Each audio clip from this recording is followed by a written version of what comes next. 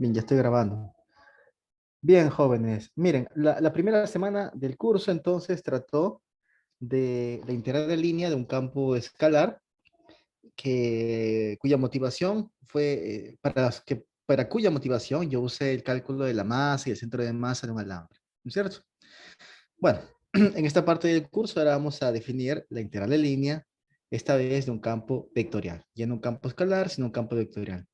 Y para motivar, para decir por qué es que un tipo de cálculo integral así aparece, vamos a usar esta aplicación, el cálculo del trabajo realizado por un campo de fuerzas a lo largo de una cierta trayectoria. ¿Ok? Entonces, poco a poco iré contándoles en qué consiste este cálculo. Bien.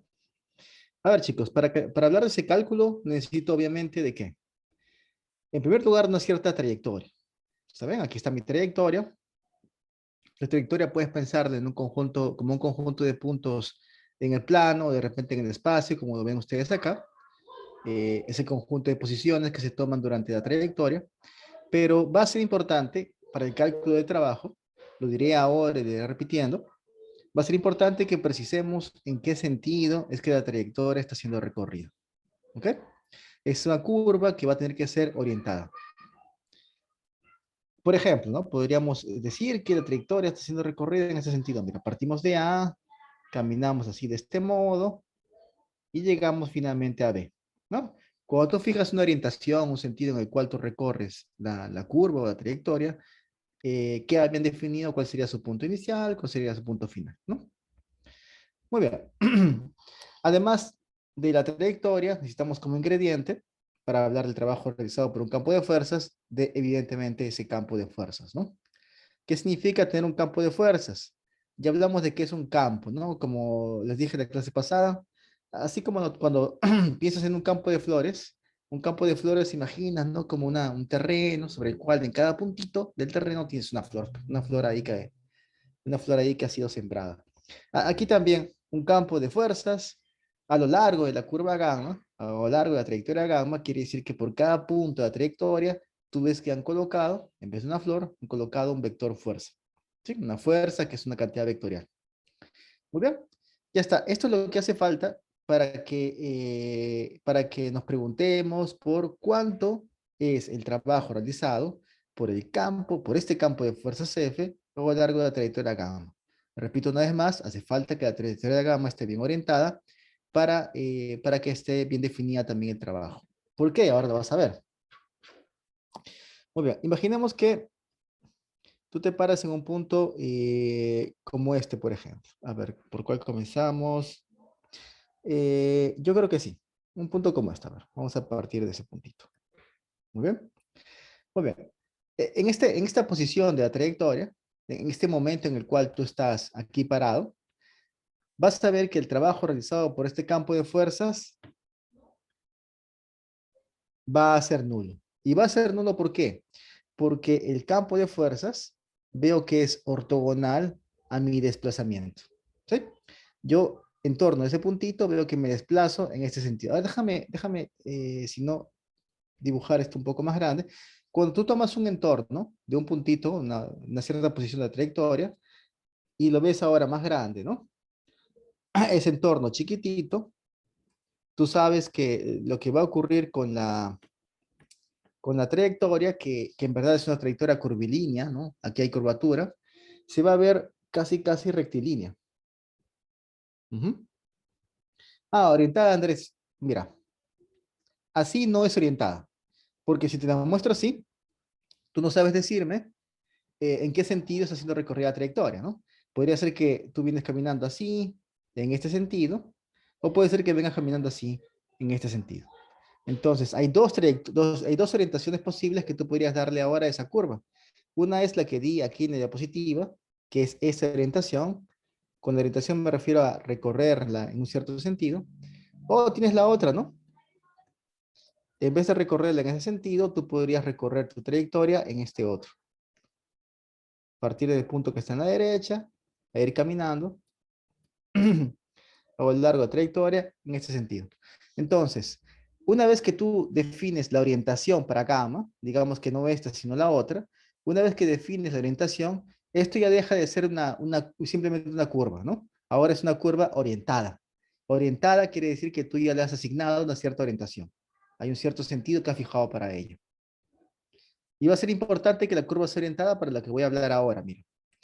Te decía yo que cuando tomas, a ver, este puntito rojo que está acá es este puntito rojo que está aquí. ¿Sí? Nos estamos parando aquí encima, en ese puntito rojo. Si tomamos una vecindad, un entorno bien chiquitito de ese puntito rojo, la trayectoria o la curva, que parece una curva, que aquí en realidad es una curva con curvatura, ¿no? Una curva no rectilínea. En un entorno bien chiquitito se pierde un poco esa curvatura, ¿no? Se ve casi rectilínea, se ve prácticamente rectilínea, ¿no? Cuando el entorno es bien chiquitito, eso se ve prácticamente rectilíneo. ¿Sí? Muy bien. El vector fuerza, como lo hemos dibujado allá abajo, bueno, va a ser un vector enorme, ¿no? Va a ser bien grande. Comparado con este entorno, va a ser un vector súper grande. Y el desplazamiento que estamos realizando en ese entorno bien pequeñito, el desplazamiento que estamos observando en ese entorno pequeñito, vendría a ser este vector, que es prácticamente rectilíneo, ¿no? Es prácticamente rectilíneo. Ese vector prácticamente coincide con la curva misma, porque la curva es prácticamente rectilínea. Aquí está. ¿Ok? Este es el desplazamiento, el vector de desplazamiento. Y ahí puedes ver tú, Andrés, que yo estoy dibujando el vector de desplazamiento en este sentido, porque yo he fijado como orientación para la trayectoria este sentido. Entonces fue importante que yo haya orientado la trayectoria, que haya orientado la curva, que sepa cuál es la orientación, para que yo sepa también para dónde se dirige el vector de desplazamiento, ¿no? Si así como lo he dibujado acá, o si estamos yendo de derecha a izquierda. Listo. Cuando ese pequeño vector de desplazamiento, es un desplazamiento bien chiquitito, ¿no? Es un vector bien pequeñito. Cuando ese vector es ortogonal a la fuerza, cuando ese vector es ortogonal a la fuerza, lo que vamos a decir es que el trabajo realizado en ese pequeño entorno por el campo de fuerzas es nulo. ¿Ok? Es nulo. Para que aparezca, para que surja un valor no nulo del trabajo realizado por ese campo de fuerzas en torno a algún puntito, hace falta que este vector fuerza, que la fuerza esté inclinada hacia alguno de los lados. O bien que esté inclinada más a favor del desplazamiento, o bien que esté inclinada a favor o en contra, perdón, del desplazamiento. Si va a estar inclinada a favor del desplazamiento, diremos que habrá un trabajo bueno, yo lo diría ahora, trabajo positivo, y si está en contra, diremos que hay un trabajo negativo. Ya, a ver, otro ejemplo entonces. Aquí en esta posición, en torno a ese puntito, vemos que no hay contribución al trabajo total. El trabajo es nulo. En este caso, Eunice, cuando el vector fuerza, cuando la fuerza es ortogonal al desplazamiento, ¿no? Como ocurre aquí, como ocurre en este caso, ¿lo ves?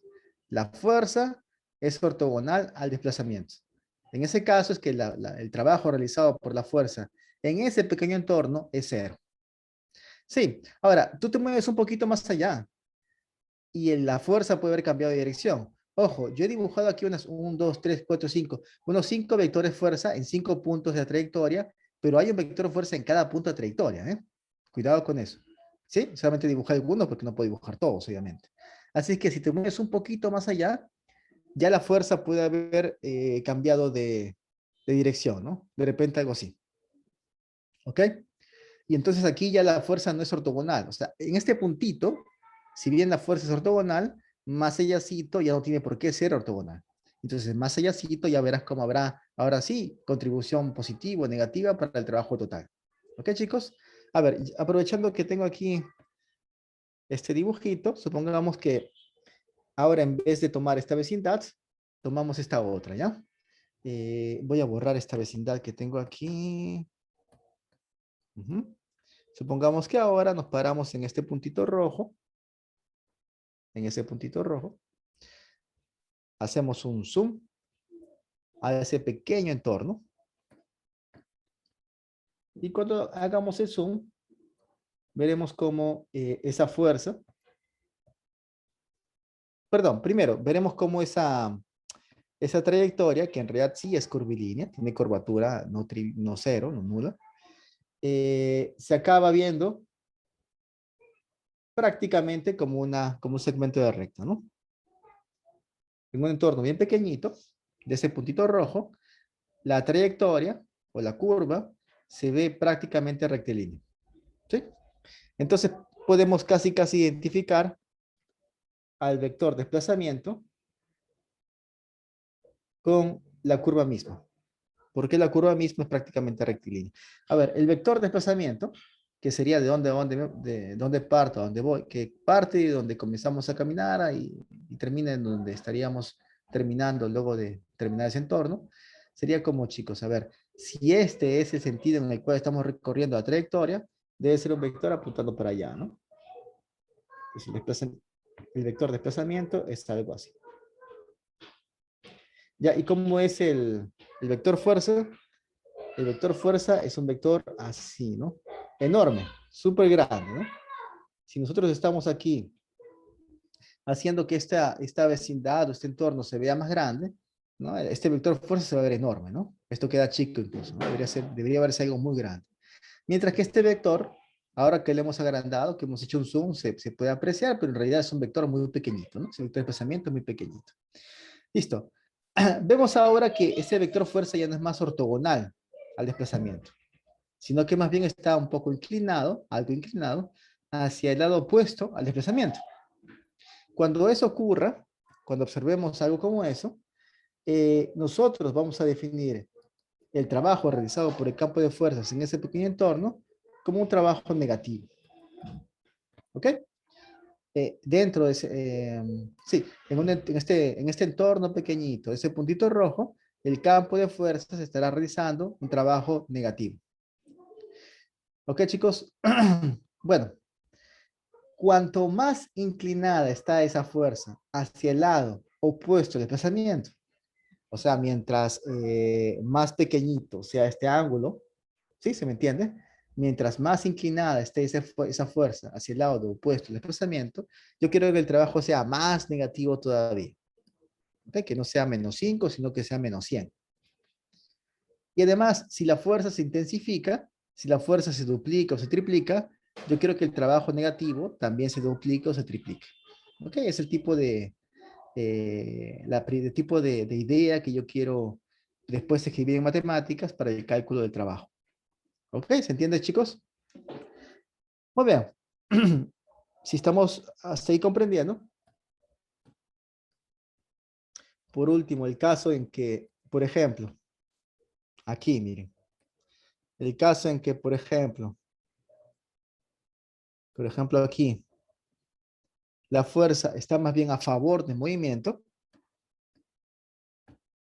¿no? Lo que vemos aquí es que, déjame dibujar ahora nada más que el vector fuerza. Si hacemos aquí un zoom a este pequeño entorno, veremos como el vector desplazamiento, el vector desplazamiento prácticamente se puede casi confundir con con la curva misma, ¿no? La curva misma es prácticamente rectilínea. Entonces el vector de desplazamiento sería algo así. Ese es el desplazamiento. Ah, por acá estará de repente el punto rojo. Bueno, por acá más o menos. Vamos a ponerlo por acá. Y el vector fuerza es algo así. Bueno, debería dibujarlo mucho más grande, ¿no? Porque luego de hacer el zoom, veríamos cómo ese vector fuerza es enorme. Listo, cuando el trabajo es más bien, perdón, cuando la fuerza está más bien algo inclinada para el lado favorable al desplazamiento, para el mismo lado que se dirige el desplazamiento, entonces diremos que el trabajo realizado por el campo de fuerzas en ese puntito, mejor dicho, en el entorno de ese puntito, va a ser un trabajo positivo. ¿Okay? Habrá una contribución positiva. ¿Cuán positivo es? ¿Cuánto sale exactamente? Eso vamos a aprender después cómo calcularlo, ¿ya? Yo después voy a precisar cuánto sería ese valor exacto. Pero quisiera que comencemos con la idea que quiero yo después precisar en matemáticas de cómo es que se vería el trabajo realizado por ese campo de fuerzas. Así te estoy contando entonces eh, más o menos en qué consiste el trabajo realizado por el campo de fuerzas en pequeños entornos. Esas serán pequeñas contribuciones al trabajo total. Y lo que yo voy a enseñarte aquí, lo que voy a explicarte, lo que te contaré es cómo se calcula el trabajo total. ¿Ok? A ver, si aprendimos bien. Lo que estamos diciendo es que para el trabajo total, en torno de cada puntito habrá una contribución positiva o negativa, de acuerdo a si la fuerza está apuntando, está inclinándose más para el lado favorable del movimiento, al desplazamiento, o si se inclina más para el lado opuesto, ¿no? Aquí, por ejemplo, habrá una contribución positiva. Aquí, por ejemplo, habrá una contribución positiva también, ¿no? Positiva. De repente no tan positiva como en el punto anterior, porque no estamos tan, ¿no? No se nota, este vector no se nota tan inclinada para el lado favorable, pero igual debería seguir siendo positivo. No, este otro punto, por ejemplo, ahora sí vemos que el campo de la fuerza en ese puntito, apunta hacia el lado más bien contrario al desplazamiento, así que aquí la contribución al trabajo total va a ser negativa. Acá hay una contribución nula. El campo de fuerza no realiza ningún trabajo aquí en ese pequeño entorno, ¿no? Mientras que aquí sí sería negativa, ¿no? Un minuto, por favor, perdón.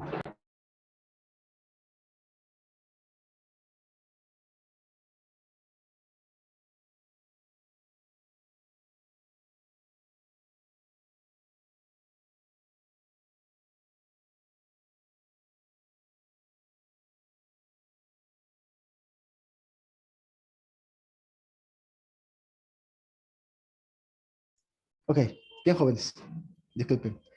Eh, Eso, ¿no? Ok. Y lo que queremos calcular... Ah, ahí voy. Bueno, lo que queremos calcular es el trabajo total, o sea, la suma de todas esas contribuciones. ¿Ok, chicos? Muy bien. Cada una de esas contribuciones, ¿no? En cada uno de los entornos chiquititos, van a ser contribuciones bastante pequeñitas, pero tendremos todo un continuo de contribuciones, tendremos infinitas contribuciones, tendremos una contribución al trabajo total por cada punto de trayectoria. Al querer sumar todas esas contribuciones, ¿qué tipo de cálculo que tú aprendes ahora en esta tu etapa, ¿no? Estudio general de ciencias? ¿Qué tipo de cálculo que aprendes ahora en esta etapa es el que tendremos que realizar para poder sumar todas esas contribuciones? Exactamente, Adrián. Una integral de línea, pues. Una integral de línea. Tenemos que integrar, Sebastián. Exactamente, chicos. Entonces, eso es lo que aprenderemos ahora, cómo integrar, pero esta vez la cantidad que tú tienes distribuida a lo largo de la trayectoria no es más la densidad de masa. No integraremos una cantidad escalar como es la densidad de masa. Lo que vamos a integrar aquí es esta cantidad vectorial, que es la fuerza que se está aplicando en cada punto de la trayectoria. ¿Ok? Muy bien, ahora sí voy a comenzar a precisar un poco más cuánto exactamente es la contribución, ¿no? Cómo se calcula la contribución en la vecindad de cada puntito.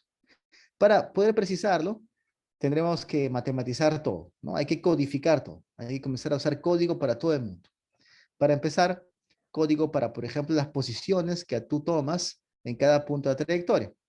Para precisar, para codificar la posición, usamos este mecanismo bastante bien aprendido por ti, ¿no? Que es el sistema cartesiano de coordenadas, ¿no? Todo gracias al señor Descartes, ¿no? Descartes es el que nos regaló esta maravilla. Muy bien, fijamos un punto de referencia y a partir de ahí decimos cuál es el I, cuál es el J, cuál es el K. Y ahora cada punto de la trayectoria se volvió un código de 3 números, ¿no? Cada posición se volvió un código de 3 números. Vamos a llamarle R a esa variable vectorial que es la posición. ¿Sí? Es una variable porque puede tomar distintos valores. Y con X, Y, Z sabemos que estamos siempre denominando a las coordenadas de esa posición R, ¿no? ¿Ok? Muy bien, ¿qué más? ¿Qué más podemos codificar? Ahora que ya tenemos un código para la posición, el desplazamiento también se puede codificar. ¿Por qué?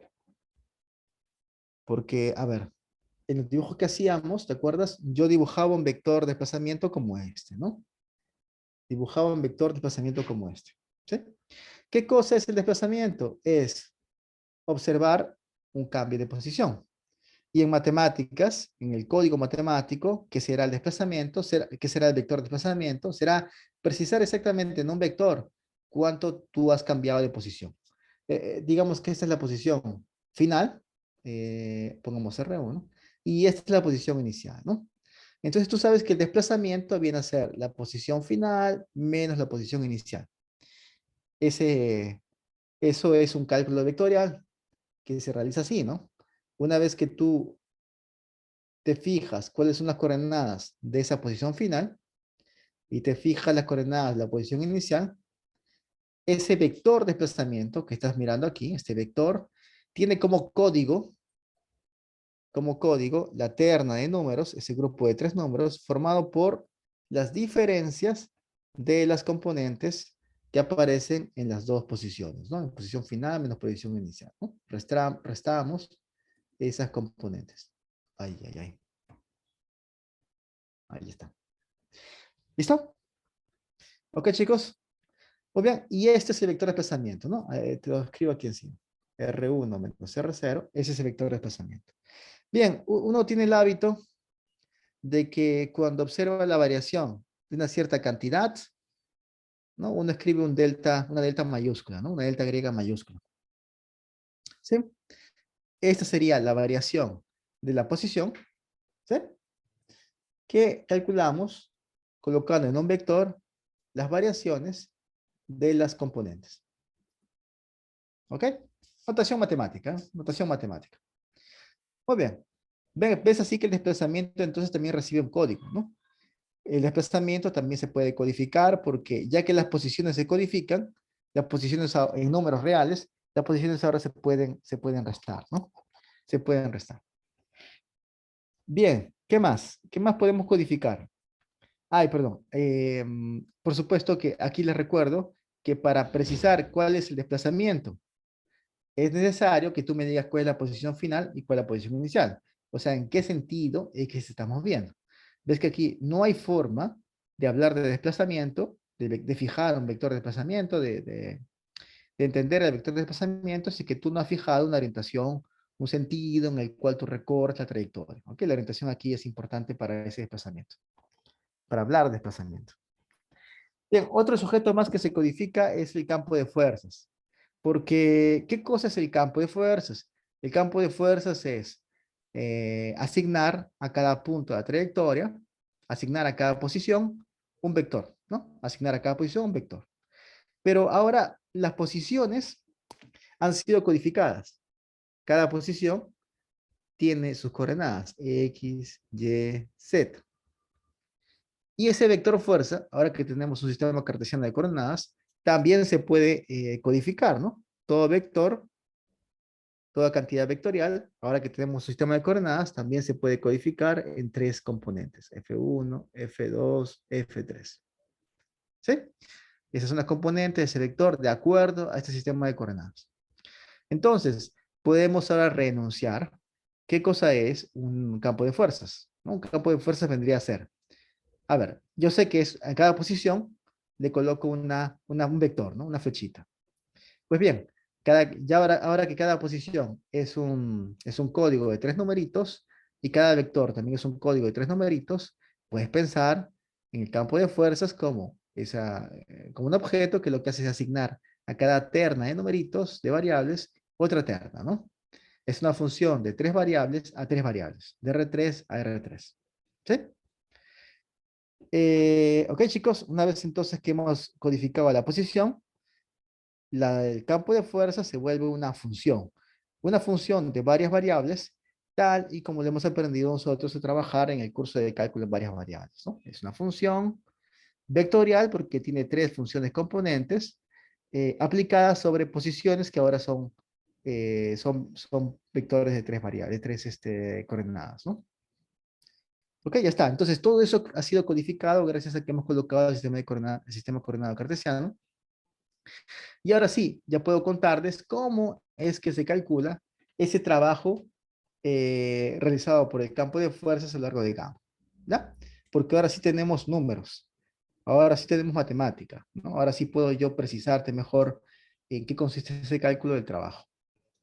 Muy bien, ya había partido con que lo que íbamos a hacer es calcular el trabajo realizado por el campo de fuerzas en entornos pequeñitos para al final sumarlos todos, ¿no? Entonces, déjame mostrarte cómo es que se calcula el trabajo en ese pequeño entorno.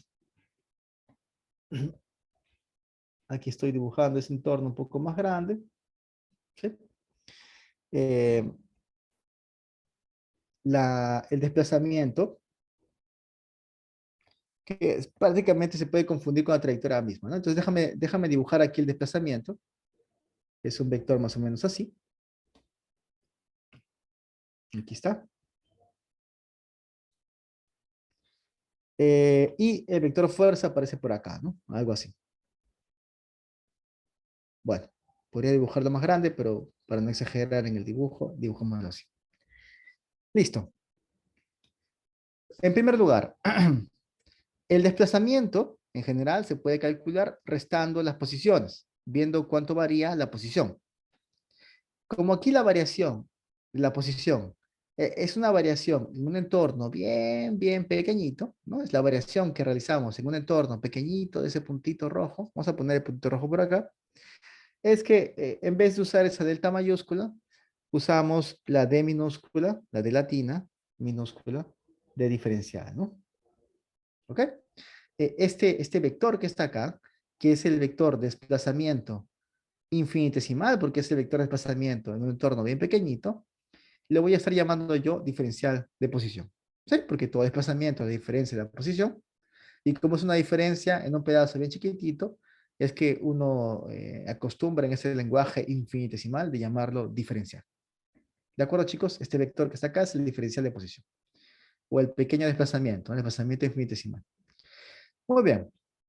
Teniendo ese vector de desplazamiento chiquitito y viendo cómo es el vector fuerza, lo que estoy viendo yo en ese pequeño entorno es que la fuerza está más inclinada al lado opuesto del desplazamiento. ¿Sí? Muy bien. Ahora, estas dos fuerzas tienen código, ¿no? Por ejemplo, esta fuerza podría ser, mejor no dibujo una flecha, puede confundirse con un vector.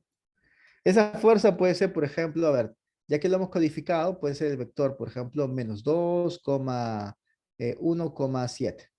¿Ok? Y ese pequeño desplazamiento que está acá, ese desplazamiento que está acá será otro vector. Un vector pequeñito, ¿no? Vamos a decir que es 0,01 menos 0,2 y qué sé yo. 0,101, algo así, no sé. Ya, este vector de desplazamiento es un vector que está por acá. Chicos, una vez que ustedes codifican dos vectores en la terna que les corresponden, ¿cómo es que tú a una computadora lo programas para que te sepa decir si las flechas están apuntando de forma favorable o si están más bien opuestas como es lo que sucede acá? ¿Mm? ¿Cómo es que tú haces para que a partir de esos códigos tú puedas en un cálculo simple concluir, asegurarse si están apuntando hacia el mismo lado, de forma favorable, o si más bien están en lados opuestos? ¿Cómo tú podrías calcular? ¿Qué cálculo te podría decir si esta fuerza está más inclinada para el lado opuesto, como está sucediendo aquí? El producto punto, señor Sebastián, ángulo entre rectas, claro, y eso cómo se calcula. El ángulo entre rectas lo puedes calcular usando tu geometría analítica, ¿no es cierto? Con el producto escalar. Joaquín, proyección. Claro, justamente en la fórmula de proyección tú haces el producto escalar, ¿no es cierto? Exactamente, exactamente. Basta una operación tan elemental como el producto punto entre esos dos códigos para que tú sepas si el cuadro es como este que está aquí o si el cuadro más bien es de un vector que está siendo favorable al desplazamiento, ¿no? Como en otras ocasiones, ¿no? Como aquí, por ejemplo. Un producto punto es tan simple, ¿no? La computadora te puede calcular fácilmente primera coordenada por primera, segunda por segunda, tercera por tercera, se suma todo. Y dependiendo del signo que salga, tendrás la figura exacta de esas dos flechas, ¿no? ¿Ok? Muy bien. Eso es lo que haremos entonces, chicos, para poder también aprovechar los códigos para poder decir si las flechas, si la fuerza, mejor dicho, está a favor o en contra del movimiento, es que usaremos el producto punto. Voy a aplicar un producto punto entre la fuerza que yo observe en ese puntito y ese vector de desplazamiento infinitesimal, ¿no? Ese desplazamiento chiquitito. ¿Ok? Este será, esto será lo que yo defina como el trabajo realizado por ese campo de fuerzas F, pero bueno, en ese entorno chiquitito. Será un número pequeñito también, ¿no? Porque este vector de desplazamiento es un vector cuyo módulo es muy pequeñito, es un vector chiquitito. Y por tanto, el producto punto entre ellos va a ser un vector, va a ser, perdón, una cantidad también pequeña. ¿Sí? Va a ser una cantidad bastante pequeña.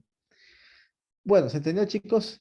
Ese producto punto que tú apliques entre la fuerza y el vector de desplazamiento infinitesimal es el que te dará precisamente la contribución al trabajo en torno de cada puntito. ¿Ya? Listo.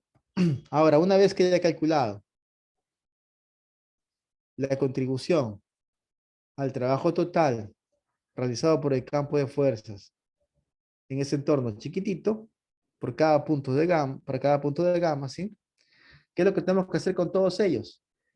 Tenemos que, todas esas contribuciones, acabar juntándolas, reuniéndolas, coleccionándolas, integrándolas, ¿no? Tenemos que integrarlas todas ellas. E integrarlas a lo largo de nuestra curvita gamma. ¿Sí? Listo. Es este cálculo que vamos a usar para definir el trabajo realizado por este campo de fuerzas. A ver, ahí está.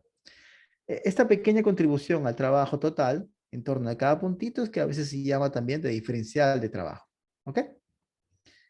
Muy bien. Ahora, si uno desarrolla ese producto punto, tú sabes que F es un vector que tiene tres componentes porque estamos trabajando aquí en R3.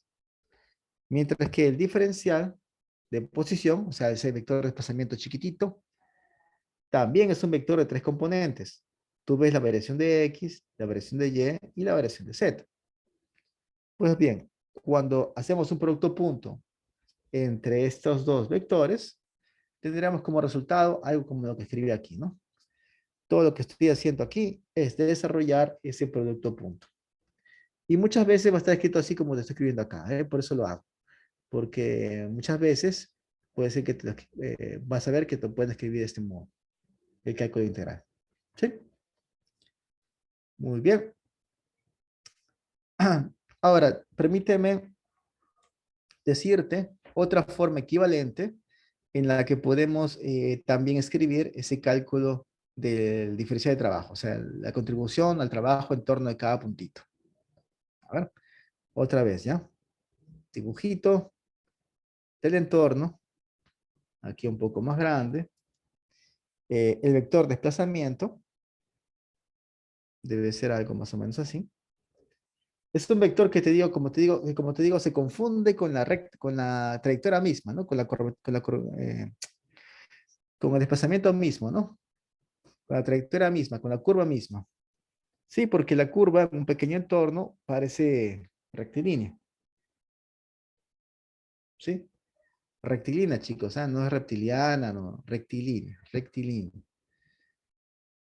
El campo, la fuerza es algo así,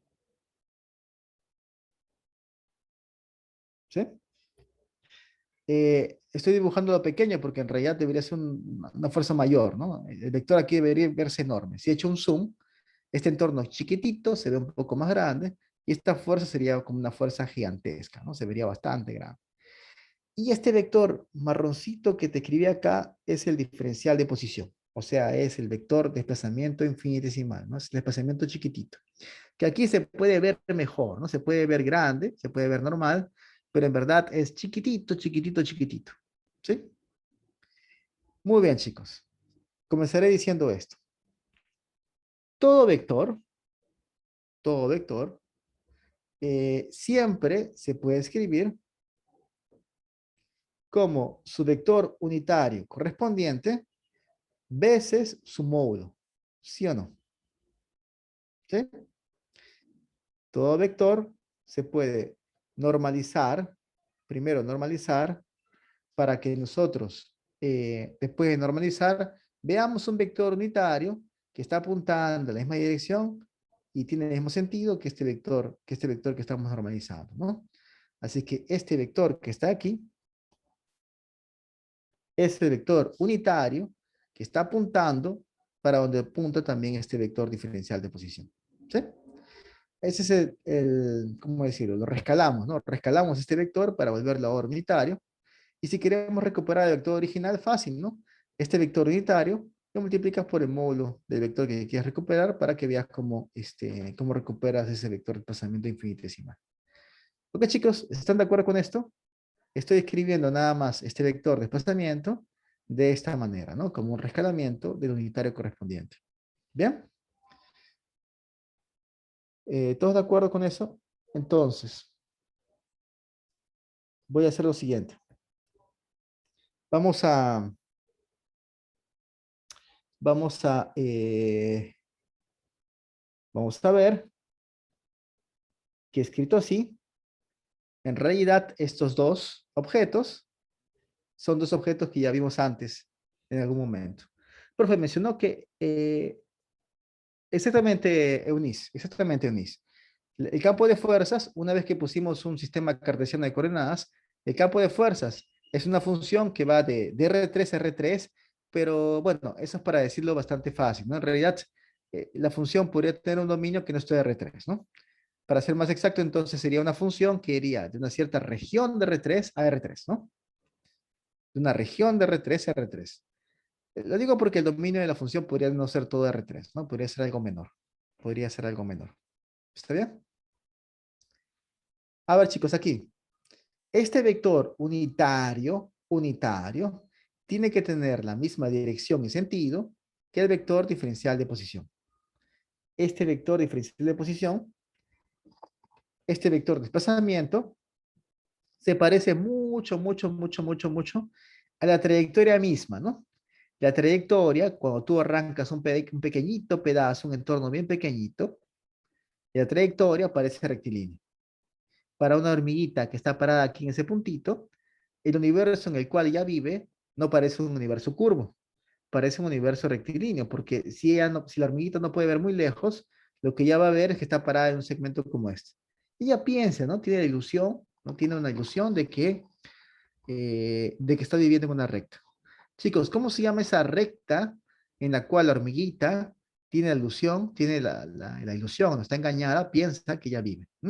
¿Cómo se llama esa recta que aparece ahí como ilusión de la hormiguita? O sea, es la recta que en torno a ese puntito se parece mucho a la trayectoria misma. Es la recta tangente, dirán, ¿no es cierto? Exactamente, señor delegado, señor Álvaro, ahí está en el delegado. Es la recta tangente, exactamente. Muy bien. Entonces, cuando nosotros a este vector de desplazamiento chiquitito lo normalizamos, lo volvemos de módulo 1, ya no veremos un vector chiquitito, pues, ¿no? Vamos a ver ahora un vector ya apreciable, un vector grande, un vector de módulo 1. Ya no va a estar chiquitito, sino va a ser un vector de módulo 1. Y cuando lo veamos, tendremos que ver que ese vector sigue la misma dirección que el vector de desplazamiento infinitesimal. Así es que este vector que está acá es un vector que tendrá que ser tangente, ¿sí o no? Va a ser tangente a la trayectoria. Porque te repito, es un vector que es como este, solamente que se ha agrandado. Este vector que está aquí me refiero, ¿eh? Este vector que está aquí, el vector unitario correspondiente. Este vector unitario es como este, pero agrandado. Y cuando agrandamos este, ¿qué crees que va a pasar? La dirección no puede alterarse. Y la dirección de ese segmentito, ¿no? De esta partecita chiquita de trayectoria, es una dirección pues tangente. ¿Ok, chicos? Ese vector tangente, entonces, ese vector unitario, entonces, será tangente y estará apuntando para allá, ¿no? Debe ser algo así. Muy bien, jóvenes. A ver si ustedes recuerdan. Adrián, usted fue mi alumno de varias variables. A ver si usted recuerda. ¿Cómo se llamaba este vector unitario que era tangente a la curva? ¿Mm? ¿Quién más está aquí de cálculo en varias variables? No sé si por ahí tendrá algún otro alumno. Ah, Adrián, me dejas mal. A ver, chicos, ¿cómo se llama ese vector unitario que es tangente a la curva? En este caso estoy mirando pues la curva, ¿no? La trayectoria también es una curva y de orientación, pero miremos la curva. ¿Cómo se llama ese vector que es tangente a la curva y que es unitario? Exactamente, señor Camil López. Es el vector unitario tangente, ¿no? Exactamente, Sebastián. Sebastián, ¿quién fue tu profe de calva? De cálculo en varias variables. ¿Ah? Muy bien, chicos, muy bien. Bueno, Adrián no dice nada, se ha quedado ahí avergonzado, Adrián, ¿no? Ya, muy bien, exactamente. Yo fui, Sebastián. Ah, qué bueno. Ah, entonces no fue el problema del profesor, ¿eh?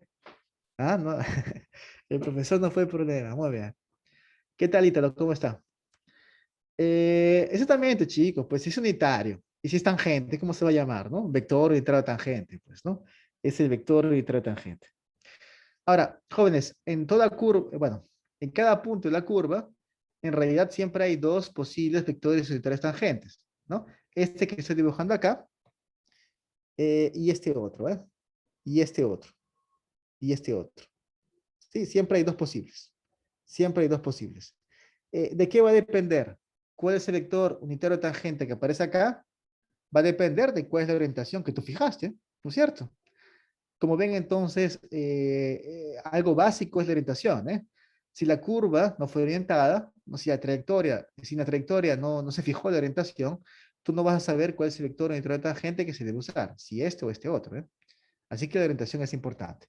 En este caso, hemos fijado como orientación la que está ahí en la figura, si es que no es este el vector unitario tangente que estaríamos usando.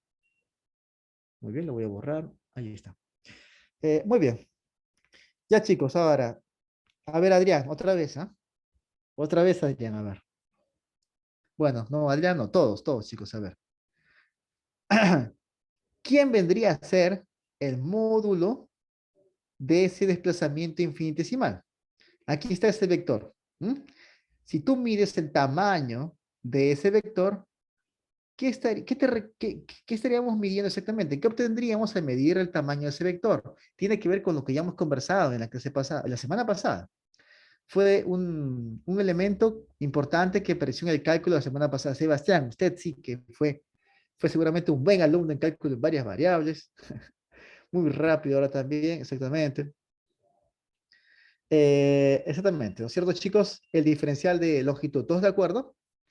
El módulo de este pequeño desplazamiento viene a ser el tamaño de este vector, la longitud de ese segmento, de aquí hasta acá. Si medimos la longitud de ese pequeño segmento, ese pequeño pedazo de trayectoria, estamos midiendo la longitud de ese pequeño pedazo de trayectoria dentro de ese pequeño entorno. Eso es el diferencial de longitud.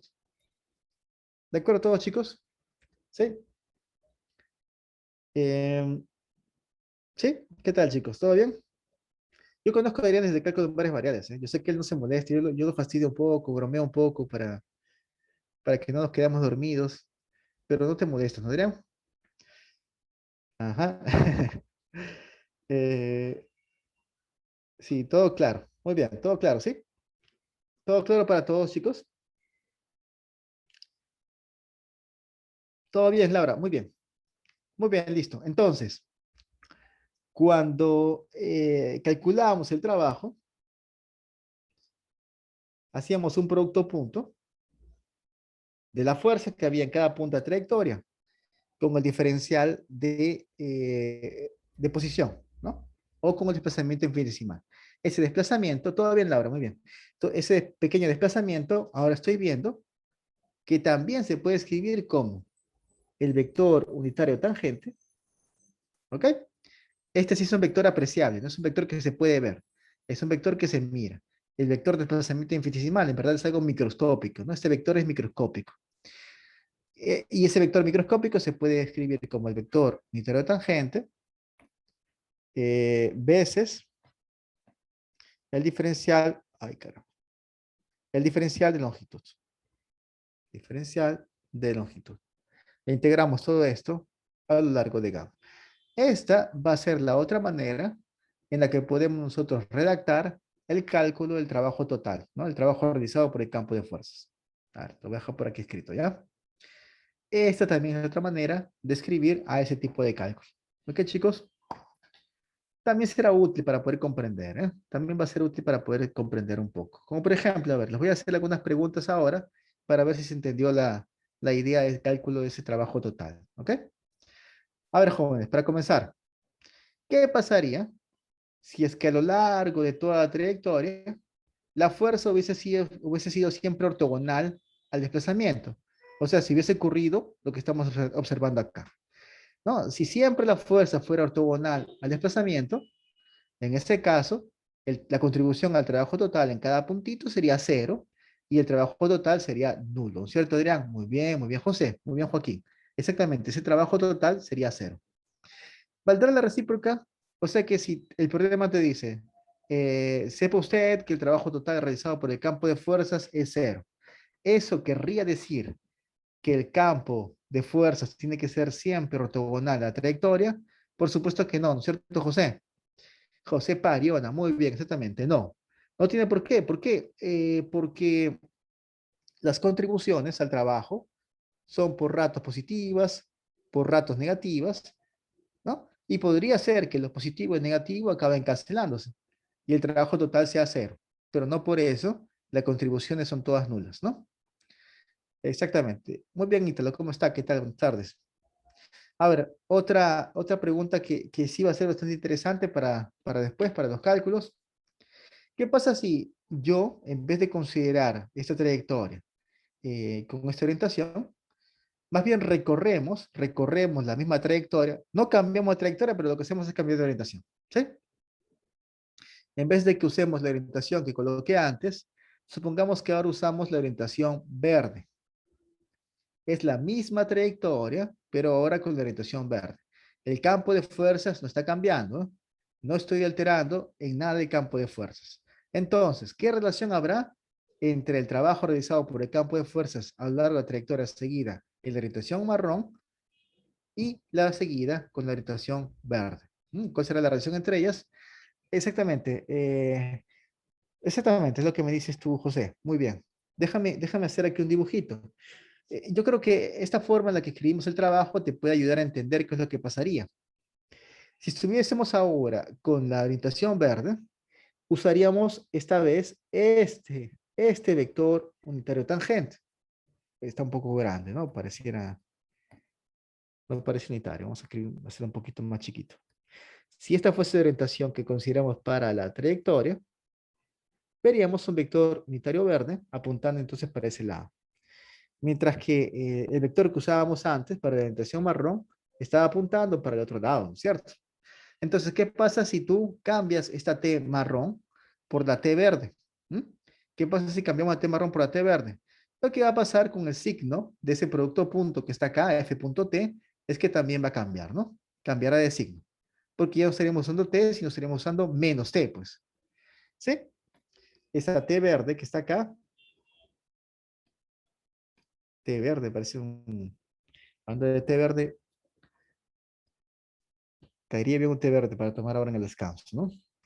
Sería menos la té marrón. Por eso, ¿no? Porque este té verde es el contrario, el negativo del té marrón, es que ese producto punto acabaría cambiando de signo, ¿no es cierto? Y eso haría con que el trabajo total también cambie de signo, pues, porque las contribuciones en cada punto pasarían de positivas a negativas, de negativas a positivas, bueno, de nula a nula, y eso, ¿no? Le cambiaremos de signo a todas las pequeñas contribuciones. Y la suma total, pues la suma total cambiará de signo, ¿no? Exactamente, Adrián, muy bien. El trabajo realizado en una orientación y en otra están relacionadas en que la relación entre ellas es que tienen signo opuesto. ¿Sí? Muy bien, chicos. Perfecto. Ah, bien, entonces aquí estoy dejando un poco más preciso, este, ¿qué pasaría si tú no sabes qué orientación debes seguir, ¿no?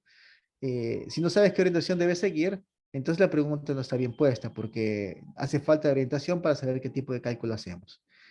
Si es que no sabemos cuál es la orientación, las dos orientaciones posibles para la trayectoria te dará dos resultados distintos. ¿Y cuál es la relación entre esos resultados? Es que uno será el negativo del otro.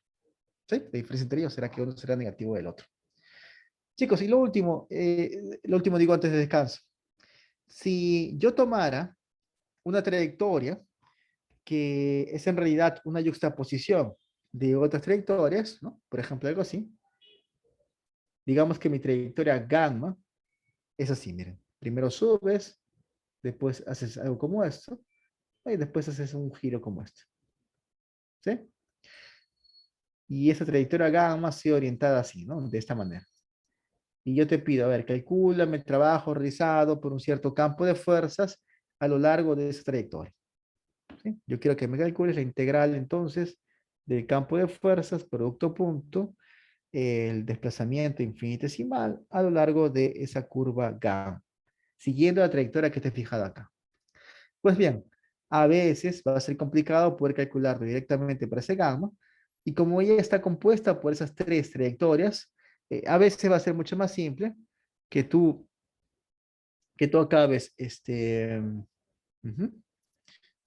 bueno, puse algo verde, ya no importa, que tú acabes integrando en cada uno de esos pedazos primero, o sea, que acabes calculando el trabajo realizado por el campo de fuerzas en cada parte de esa curva. Aquí está mal, ¿no? Aquí invertí la orientación. Eso está mal. Vamos a llamar gamma 3 a este otro pedazo, ¿no? A veces puede ser más sencillo calcular el trabajo realizado en cada uno de los tramos para después sumar esos trabajos, ¿no?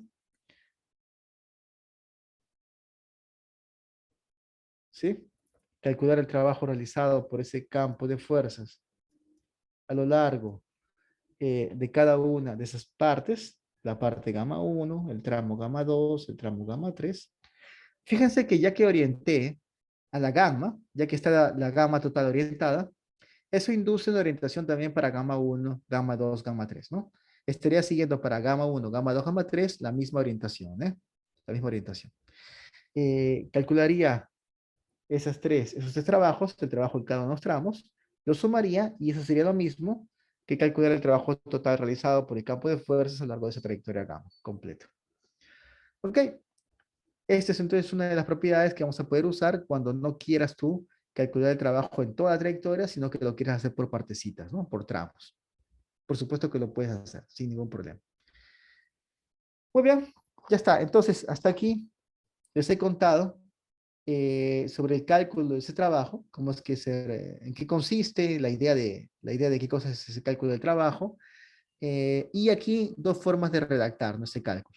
Ahora, lo que hace falta es que aprendamos ya ahora sí cómo exactamente lo realizamos el cálculo. Vamos a ver que, así como el cálculo de integral de línea de un campo escalar, así como cuando calculamos la integral que hacía falta para la masa, paso número uno va a ser parametrizar la curva, parametrizar esta curva que está aquí. Y de acuerdo a la parametrización, comenzaremos a calcular. ¿Ok, chicos? Eso es lo que vamos a ver después del descanso. Profe, ¿puede volver a repetir cómo o por qué separó, por favor, la definición de arriba? Ah, bueno, bien, bien simple, Denis, ¿eh? A nivel infinitesimal, la variación de la posición se puede escribir así, ¿no? Como diferencial de posición, ¿sí?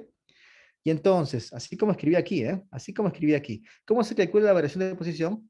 Se calcula como el vector formado por la variación en X, Y, Z, ¿no? Tú restas las coordenadas de la posición final menos las coordenadas de la posición inicial. Entonces, a nivel infinitesimal, hacemos eso en un pequeño entorno, ¿sí? Y donde vemos esta variación de X, la variación de Y y la variación de Z, escribimos diferencial, porque diferencial quiere decir es la variación de esa variable, pero a un nivel infinitesimal, ¿no? Un pequeño entorno, en un pequeño entorno. Si esta parte se comprende bien, que el diferencial de posición sería el vector formado por esos tres diferenciales, todo lo que hice acá fue desarrollar ese producto punto. O sea, primera, a ver, ahora tengo que desarrollar aquí, lo que hice aquí fue desarrollar el producto punto entre el vector f y el vector diferencial de posición. Bueno, el vector f y el diferencial de posición. El vector f viene a ser este vector de tres componentes. El diferencial de posición es este vector de tres componentes. Y el producto punto viene a ser multiplicar, ¿no? Esta primera componente, el f1, con el diferencial de x. Multiplicar el f2 con el diferencial de y. Luego multiplicar la tercera componente de la fuerza F, ¿no? Por esa tercera componente del diferencial de posición, que es el diferencial de Z. Multiplicamos, multiplicamos, multiplicamos y al final sumamos esos tres. ¿Ok, chicos? ¿Ok? Ah, sí, solamente apliqué el producto punto. Todo lo que hice fue desarrollar el producto punto. Ese producto punto. componente por componente y después sumamos todo. Muy bien, chicos. Eh, muy bien. Entonces, 6 y 7, retomamos 6 y 17, ¿está bien? Retomamos 6 y 17. Si no hay otra pregunta por ahí, ¿quedó claro, Eunice? ¿Está bien? Muy bien, si no tienen otra pregunta, 6 y 8, bueno, ok. Retomamos 6 y 18. 6 y 18, chicos, nos vemos.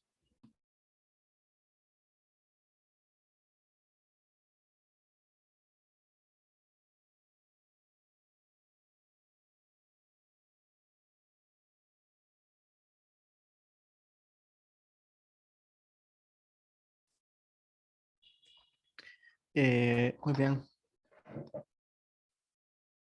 Yo entro a la clase, chicos, con dos dispositivos, ¿no? Uno con mi laptop, que es el que uso para poder presentar y escribir. Y entro también con mi celular, porque en mi celular ya puedo ver el chat, ¿no? Con mucha más comodidad. Entonces, cuando me escriben por mensaje directo, mensaje privado, háganlo por favor a mi dispositivo que está como coanfitrión. Ese es mi celular y ahí voy a poder mirarlo. Si me escriben el mensaje privado para el que está como anfitrión, ya no voy a poder verlo porque estoy aquí explicando, mirando la pantalla, entonces no puedo abrir el chat y poder mirar para ver qué me dicen rápidamente. ¿Ok, chicos?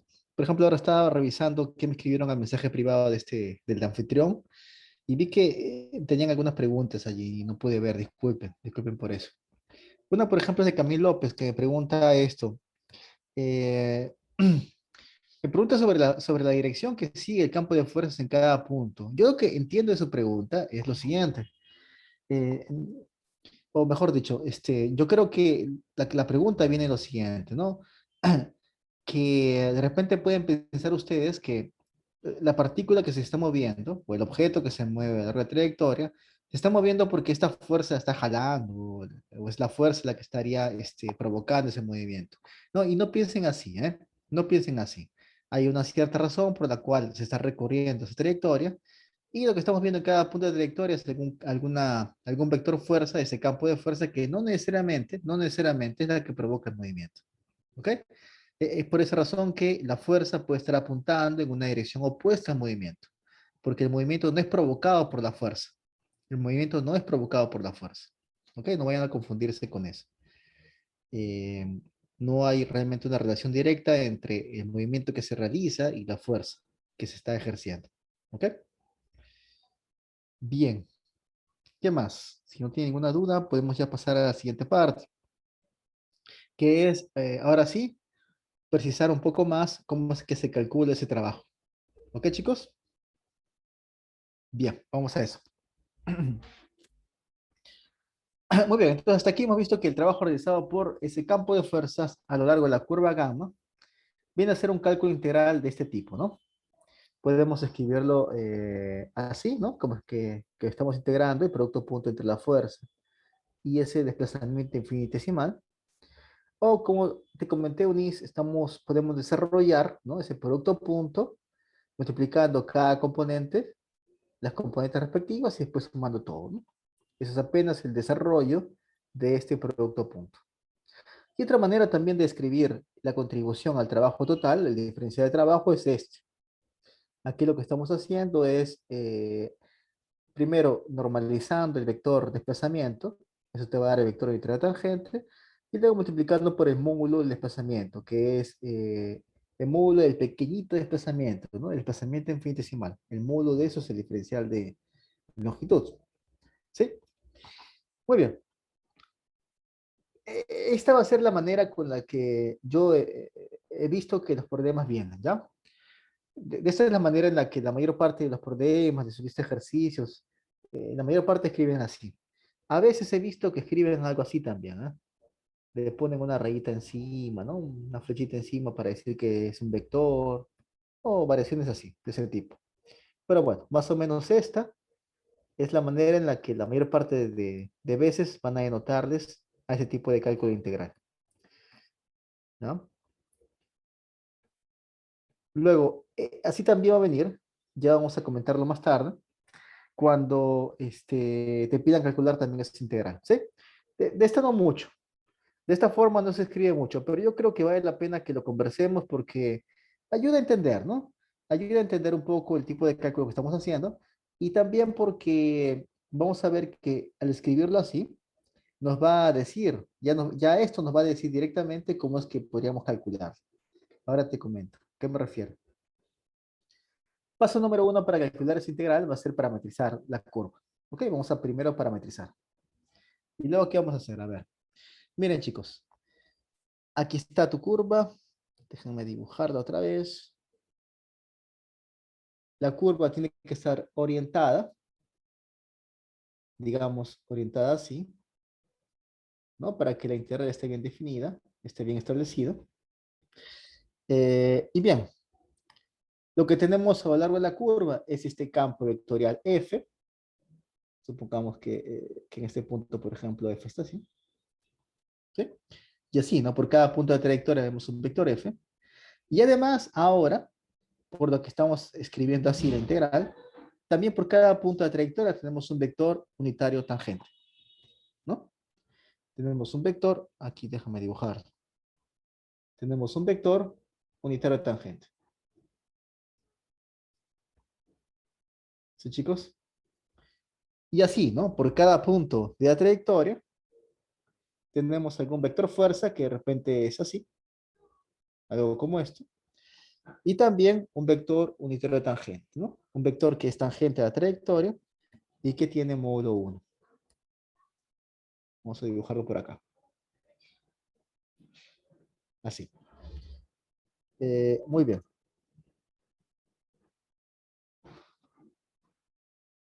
Ok.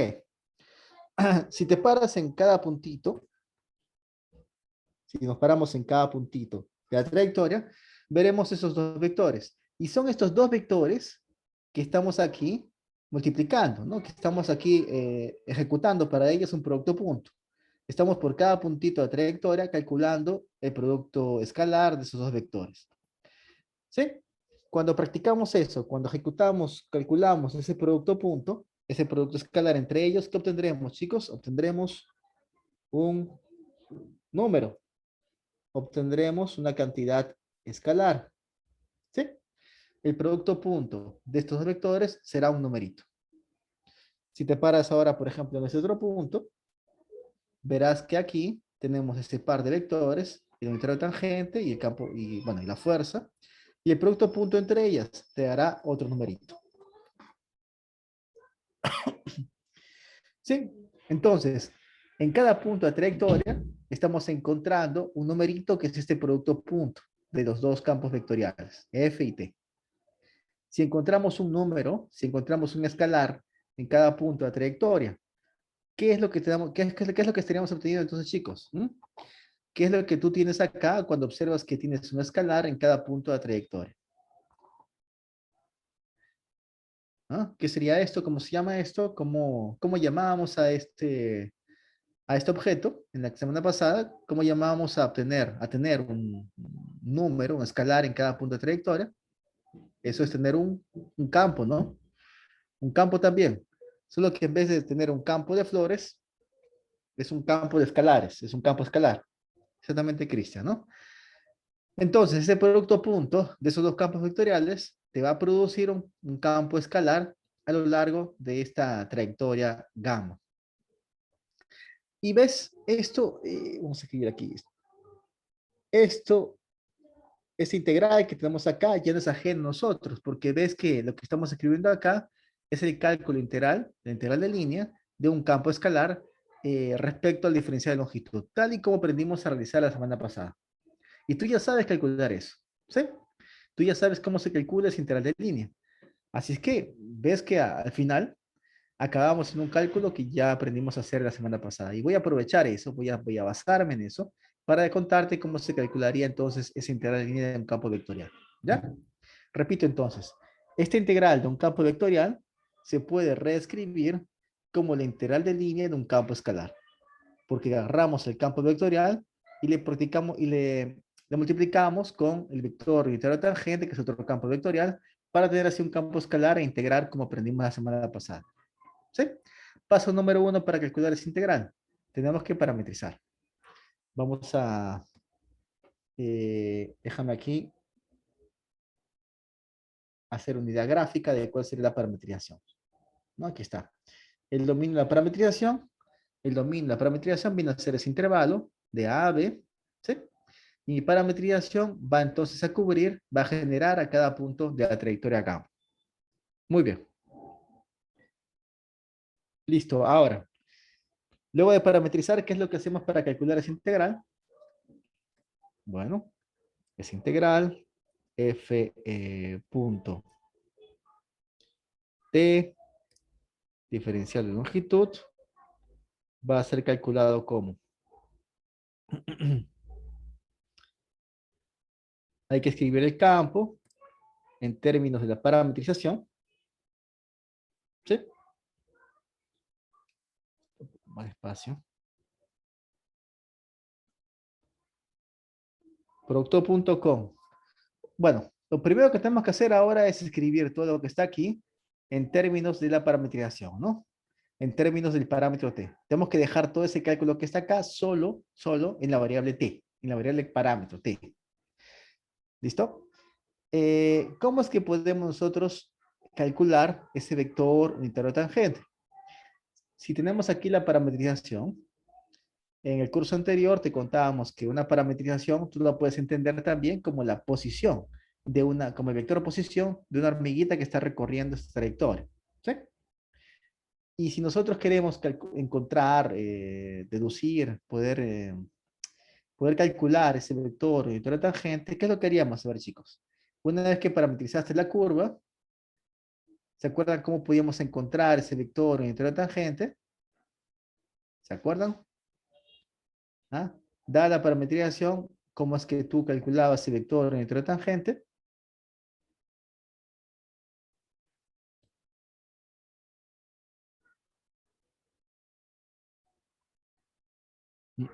Están allí, parece.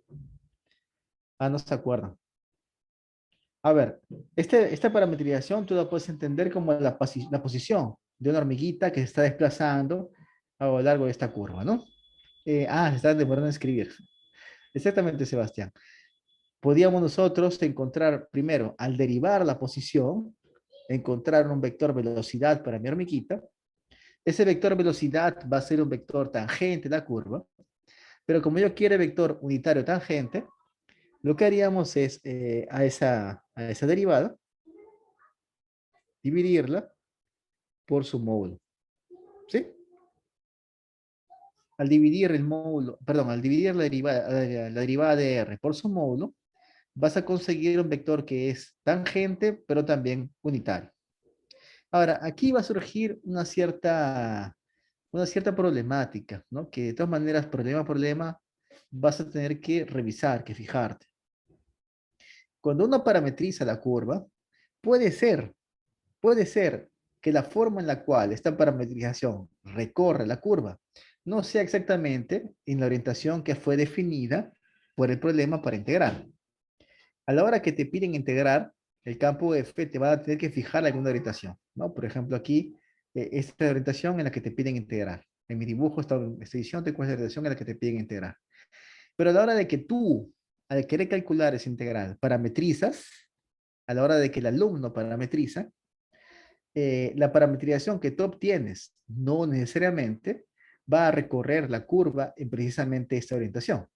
Puede ser que R de A, R en el instante A, sea esta posición, ¿no? Puede ser que esta parametrización comience aquí, en esa posición, y que conforme el parámetro va aumentando, conforme vamos haciendo que ese parámetro T pase de A a B, vemos que la parametrización, ¿no? O la hormiguita que se mueve con esa posición R, comienza a recorrer la curva en este otro sentido, hasta que finalmente R de B viene a ser esta posición. ¿Sí? Esto puede ocurrir, ¿sí? Puede también ocurrir que la parametrización recorre la curva en la misma orientación que te pide el problema. También puede eso ser cierto. Ya, pero si fuese así, miren chicos, si fuera así, si estuviésemos recorriendo la curva siguiendo el sentido opuesto, si mi parametrización camina en sentido opuesto a la orientación que me pide el problema, Entonces, allí habría que corregir algo, porque ese vector R' estaría apuntando ahora más bien para este lado, ¿sí o no? ¿Sí? Si es que R estuviese, si es que la parametrización que yo obtuve para la curva estuviese recorriendo la trayectoria en este otro sentido, veríamos cómo el vector velocidad ya no está apuntando en el sentido que yo quiero. Ya estaría apuntando en el sentido que va, ¿no? Que en el sentido que apunta el vector de tangente que me exige el problema. Y en ese caso, ¿qué podríamos hacer, chicos? ¿Cómo podríamos resolver eso? O sea, en principio, en primer lugar, esto sería mal, ¿no es cierto? Esto sería mal, porque al normalizar este vector R', no obtendríamos exactamente el vector t. Tendríamos un vector unitario, tangente, pero no el vector de tangente que yo quiero. No, pero eso se puede corregir fácilmente, ¿sí o no? ¿Qué haríamos para poder corregir esto? Porque lo que yo quiero, chicos, no olviden, es t, ¿eh? Lo que yo quiero aquí es t. Entonces tiene que aparecer t ahí. Bueno, eso es lo que está escrito ahí, no es t, pero bastaría con que hagamos qué, chicos. A ver, esto no es t, pero es el opuesto de t. Así que bastaría, exactamente, ¿no es cierto, Sebastián? Bastaría con que coloquemos un signo menos aquí, que multipliquemos por -1 todo el vector, para que tengamos el vector t que yo realmente quiero. ¿Sí? Claro que ese signo menos va a depender de si estamos siguiendo la misma orientación o no. Así es que en este punto, ¿no? Te das cuenta que en realidad vamos a tener que abrir llaves aquí para decir cómo procedemos en esos dos casos que pueden ocurrir, ¿no? Aquí voy a abrirte llaves.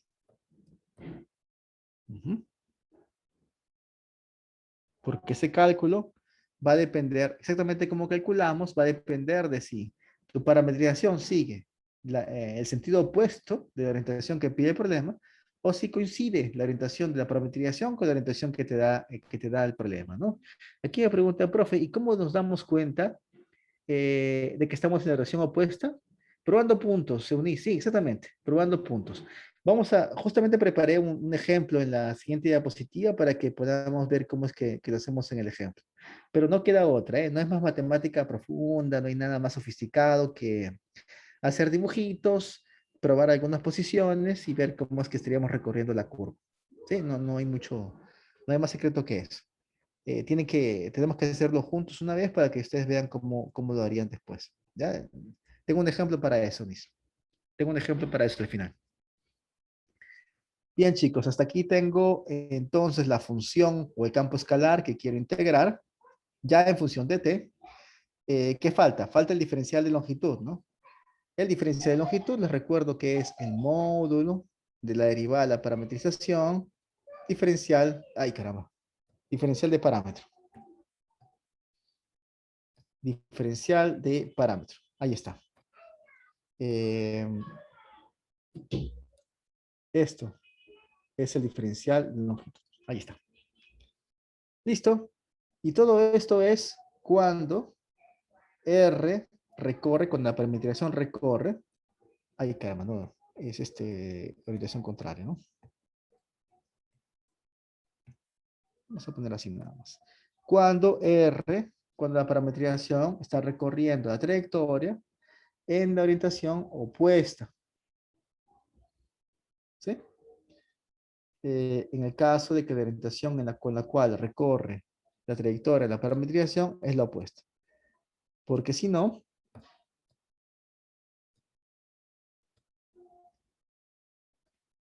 porque si fuese la misma orientación, ya no hace falta colocar este signo menos, ¿no? Ya la derivada de la parametrización, al normalizarla, te estaría entregando directamente ese vector t, ¿no? Ya no haría falta ya cambiarle de sentido a este vector, ¿sí? Bueno, ambas integrales ya son para la variable t, y t se mueve desde a hasta b, ¿no? T se mueve de a hasta b. Ya está.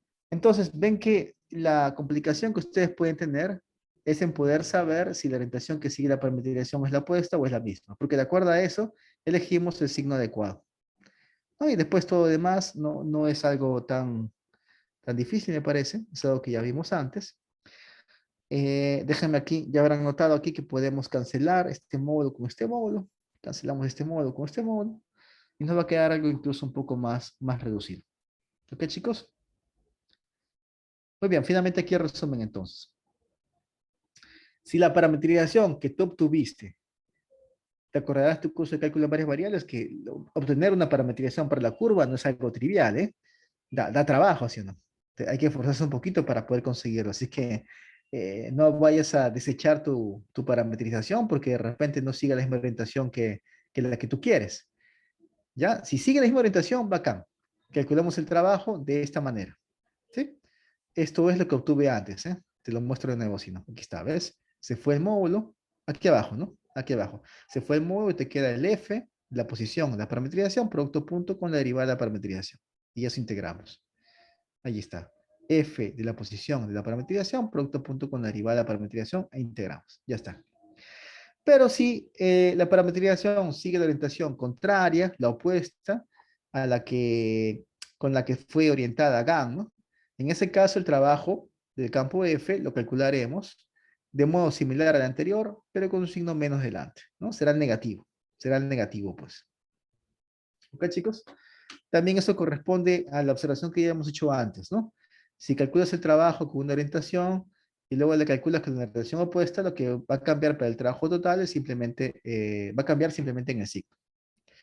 Muy bien, ya está. Entonces, no desechamos la parametrización que tenga solo porque no sigue la orientación que pide el problema. Calculamos igual con esa parametrización. Eso es lo que también tenemos que el trabajo total va a consistir en el signo opuesto, ¿no? Y cambiarle de signo a lo que tengamos como integral. Muy bien, a ver, ahora sí, como te prometí, Onis, aquí un ejemplo, ¿no? Para que lo hagamos todos juntos. Calcule el trabajo realizado por el campo de fuerzas YZX, ¿ok? A lo largo de una cierta curva. ¿Qué curva es? Esa curva es la intersección de esta esfera con este plano. Fíjense que la orientación de esa esfera con el plano te va a dar ¿qué, chicos? De acuerdo a la posición que ellos tienen, va a dar una circunferencia, ¿ok? Cortamos esta esfera con este plano y veremos una circunferencia. Este gamma que está acá es una circunferencia. Algo así, ¿no? Algo así, una circunferencia así como esto. Listo, eso es gamma. Aquí te estoy precisando cómo es el campo de fuerzas. Por cada punto X, Y, Z de esta curva, veremos una fuerza que es dada por ese vector, ¿no? El vector Y, Z, X. ¿Sí? El vector YZX es el vector fuerza que veremos por cada punto X, Y, Z de la curva gamma. Aquí me preguntan, profesor, ¿y ese menos nosotros hay que apuntarlo o va a resultar tras hacer el producto punto? No. Hay que apuntarlo, José. ¿Ya? Si la orientación es contraria, si la parametrización recorre la curva en una orientación contraria a la orientación que tú quieres, entonces comienza colocando un menos. Tú tienes que poner el menos. Tú pones el menos e integras este producto punto. ¿Ok? Ponemos el menos, ¿ah? No es que el menos sale de producto punto, no. Ponemos el menos. Listo. Bien, chicos, tenemos la curva, tenemos el campo. ¿Qué nos falta para poder ya calcular el trabajo que realiza esta F? Pues ya tenemos todo, ya todo está precisado, está todo bien precisado para poder calcular ese trabajo. ¿Ya tenemos todo o falta un ingrediente más para que el cálculo del trabajo esté bien precisado, ¿no? Para que esté bien clara la pregunta. Mm. Exactamente, Sebastián. Lo que falta es que digamos en qué sentido es que estamos nosotros recorriendo esa curva, ¿ya? Porque dependiendo del sentido en el que vamos a recorrer, tendremos un resultado u otro, ¿no? El resultado puede cambiar. ¿En cuánto va a cambiar? Solamente va a cambiar en el signo, pero va a cambiar, va a ser otro. Entonces, por eso es que el problema ahora te precisa cuál es la orientación que debes considerar para esa gamma, ¿no? Gamma, ¿a qué se refiere a gamma? gamma es recorrida en sentido horario, cuando se mira desde el origen de coordenadas. ¿Por qué esta precisión de cuando se mira desde el origen de coordenadas? Porque, a ver, yo le pregunto a ustedes, voy a dibujar aquí una circunferencia y a ustedes les pregunto, a ver, si yo giro en este sentido, dime tú, para ti, ¿esto es el giro horario o es el giro antihorario? ¿Mm? Coseno, coma seno, dice José, ¿no? A ver, comencemos con esto de sentido horario o antihorario. Para ti, ¿qué sentido es ese de giro? ¿No? Exactamente, ¿no? El sentido antihorario. ¿Sí? Ahora, imaginemos que tu pantalla es en realidad un plano en R3 y que esa curva que acabo de dibujar es una curva plana, ¿no? Es una curva que está, pero es una curva que está en el espacio, es una curva plana sobre el plano de tu pantalla, pero en verdad es una curva del espacio. Así es que yo le podría preguntar, ¿no? Le podría plantear la misma pregunta a una persona que está detrás de la pantalla. Pero una persona que está detrás de la pantalla y observa que observa este sentido de giro. Si yo le preguntase a él, oye, ¿tú qué sentido de giro observas aquí? ¿El horario o el antihorario? Esa persona va a mirar, ¿no? Desde su posición a un reloj aquí encima de esa pared y para él lo que va a ver que ese sentido de giro es más bien horario, ¿no es cierto? Va a ser horario. ¿Sí? ¿Te imaginas? Va a ser horario. Es por eso que en dimensión 3 no hay más eso de horario o antihorario de manera absoluta. El giro horario o el giro antihorario va a depender del observador, va a depender de dónde está posicionada la persona que está mirando ese giro. Ya, si está detrás de la pantalla o si está delante de la pantalla. Y normalmente va a ser así, ¿eh? Bueno, mejor dicho, siempre va a ser así. Me refiero a que si desde tu posición el giro se ve antihorario, desde la posición opuesta, yo creo que va a ser bien claro para ti en cada ejemplo qué significa opuesta, pero bueno, desde la posición opuesta se mirará el sentido de giro opuesto, ¿no? Si para ti esto es antihorario, para la persona que está del otro lado, el sentido de giro es horario, ¿ok? Va a cambiar siempre. Para ti antihorario, para el detrás horario. Ya siempre cambia. Profesor, ¿y existe una forma matemática de definir el sentido horario y antihorario? Álvaro, sí, sí. Si la curva es plana, existe una forma matemática de definir horario ante horario. Eh, Hay un cálculo integral que te puede decir con el signo que tiene ese cálculo integral si esto es horario o es antihorario. Así como para un par de vectores v y w, uno puede mediante el producto punto definir matemáticamente si es que apuntan en direcciones favorables o si apuntan en direcciones opuestas mediante el signo. Así también hay un cierto cálculo integral a lo largo de curvas que te permite decir si el giro es horario o es antihorario. Sí, hay una cierta función que tú integras y de acuerdo al signo que sale, si es positivo o negativo, el signo te codifica si el giro es horario o es antihorario. Sí, existe eso, Álvaro. Bien. Algo iba a decirles ahora. Sí, bueno, ok, entonces, por eso es que aquí el texto tiene que decirte, si estamos en dimensión 3, el texto tiene que decirte sentido horario, pero de acuerdo a una posición, de acuerdo a una posición, un punto de vista. ¿Sí? Muy bien. A ver, chicos, una vez que sepamos, una vez que entendamos cuál es el sentido de giro, cuál es la orientación de gamma, vamos a tener que parametrizar. Y después de parametrizar, hay que ver si la parametrización va en sentido opuesto o si va en el mismo sentido que te pide el problema. Ya, así que para todo eso yo creo que será bueno hacer dibujito porque así nos entenderemos mejor, ¿no? A ver, déjame hacer aquí un dibujito plano primero. Así, mira. A ver, esto digamos que es X, esto digamos que es Y, ¿ok? Em, y ahora, esta T es un plano, ¿sí o no, chicos? Dice X más Y igual a 2. Tú puedes pensar que es una recta, pero sí, se ve como una recta en el plano XY, pero en el espacio es en verdad un plano. Aquí estoy dibujándote X y Y sobre la pantalla para que el Z sea un eje ortogonal a tu pantalla. Y el sentido positivo del eje Z, chicos, estaría apuntando para tu rostro o para detrás de la pantalla, ¿eh? El Z está aquí. El Z es ortogonal a la pantalla. Apuntando hacia tu rostro, apuntando hacia detrás de tu pantalla. Recuerda la regla de la mano derecha. Exactamente, Andrés. Los problemas siempre tienen que decir en qué sentido es que vas a integrar. En qué sentido es que voy a calcular el trabajo. Tiene que estar claro porque si no el cálculo del trabajo no está bien claro. ¿Ok? Tiene que estar claro en el problema.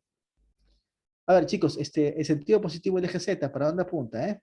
Regla de la mano derecha, ¿no? Dedos en el X, palma en el Y, ¿para dónde apunta el pulgar?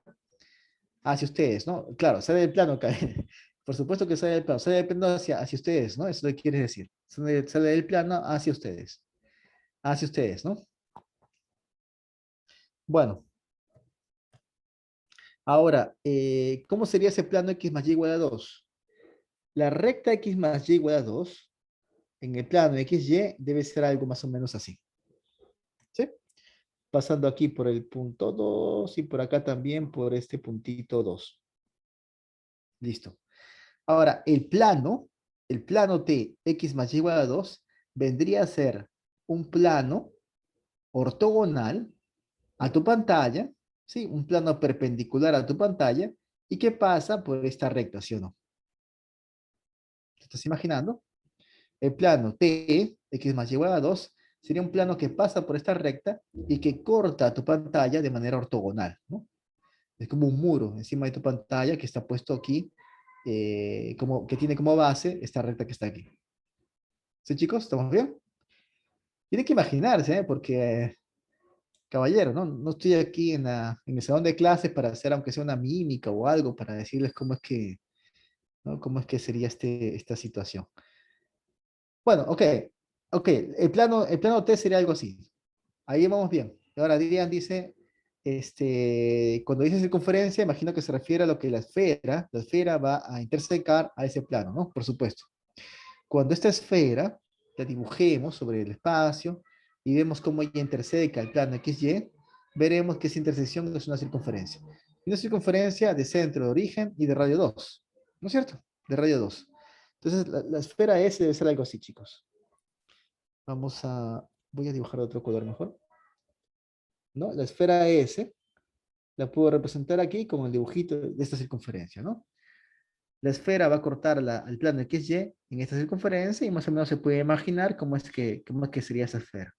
Y luego viene el plano a cortar a la esfera así, ¿no? El plano viene como ¿no? Como un corte así, ortogonal a tu pantalla a través de esta recta, ¿sí? Ya te imaginarás entonces que entonces, ¿por qué se dibuja así? Qué extraño. Te imaginarás entonces que la curva gamma debe ser, algo así, ¿no? Debe ser algo así, ¿cierto? Ya, déjame escribir aquí al costado más bien un dibujo un poquito más grande, un poquito más tridimensional para que de repente así lo entiendas mejor. Ay, ya. A ver, entonces, aquí te dibujo la esfera otra vez. Ya, es la misma, ya. Esta esfera es esta esfera que está acá. Y ahora viene un plano y la corta, ¿no? Entonces ese plano debe ser algo así, a ver, chicos. Ese plano será algo así.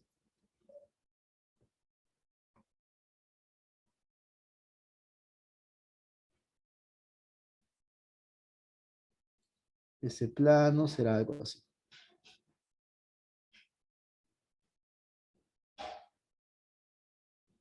Bueno, la muevo un poco para este ladito. Creo que está bien. Ya está, ¿no? El plano viene y corta la esfera de este modo. Así es que la curva debe verse algo como eso, ¿no? Lo que estoy dibujando ahorita, ¿ya? Es esa porción de la curva que se encontraría por encima de la pantalla, o sea, más cerca a ti, ¿ya? Más cerca a tu lado.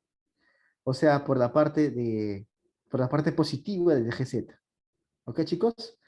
Y luego te voy a dibujar aquí la parte de la curva que está por detrás de la pantalla, así, ¿no? Con líneas punteadas. ¿Ok? Esta es la parte que está por detrás de la pantalla y esta es la parte que está por encima de la pantalla, ¿cierto?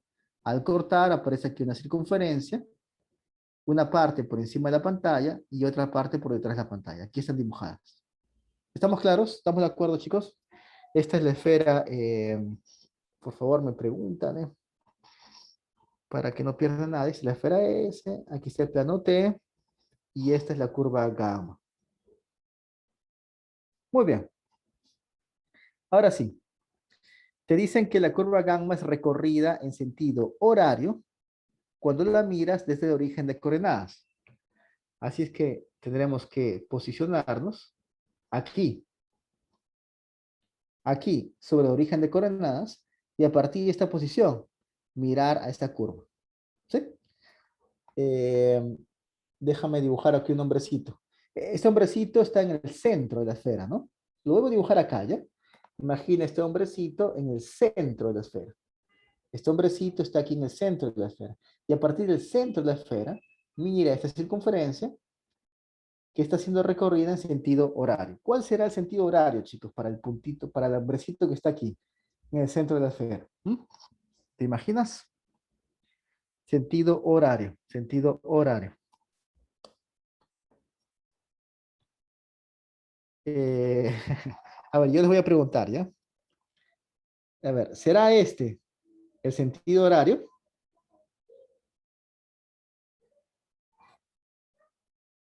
¿Sí? ¿Qué dicen? ¿Será ese sentido horario? Yes, dice Joaquín. Pues sí, ¿no? Yo también creo que sí. Yo también creo que sí. Exactamente, ese es el sentido horario.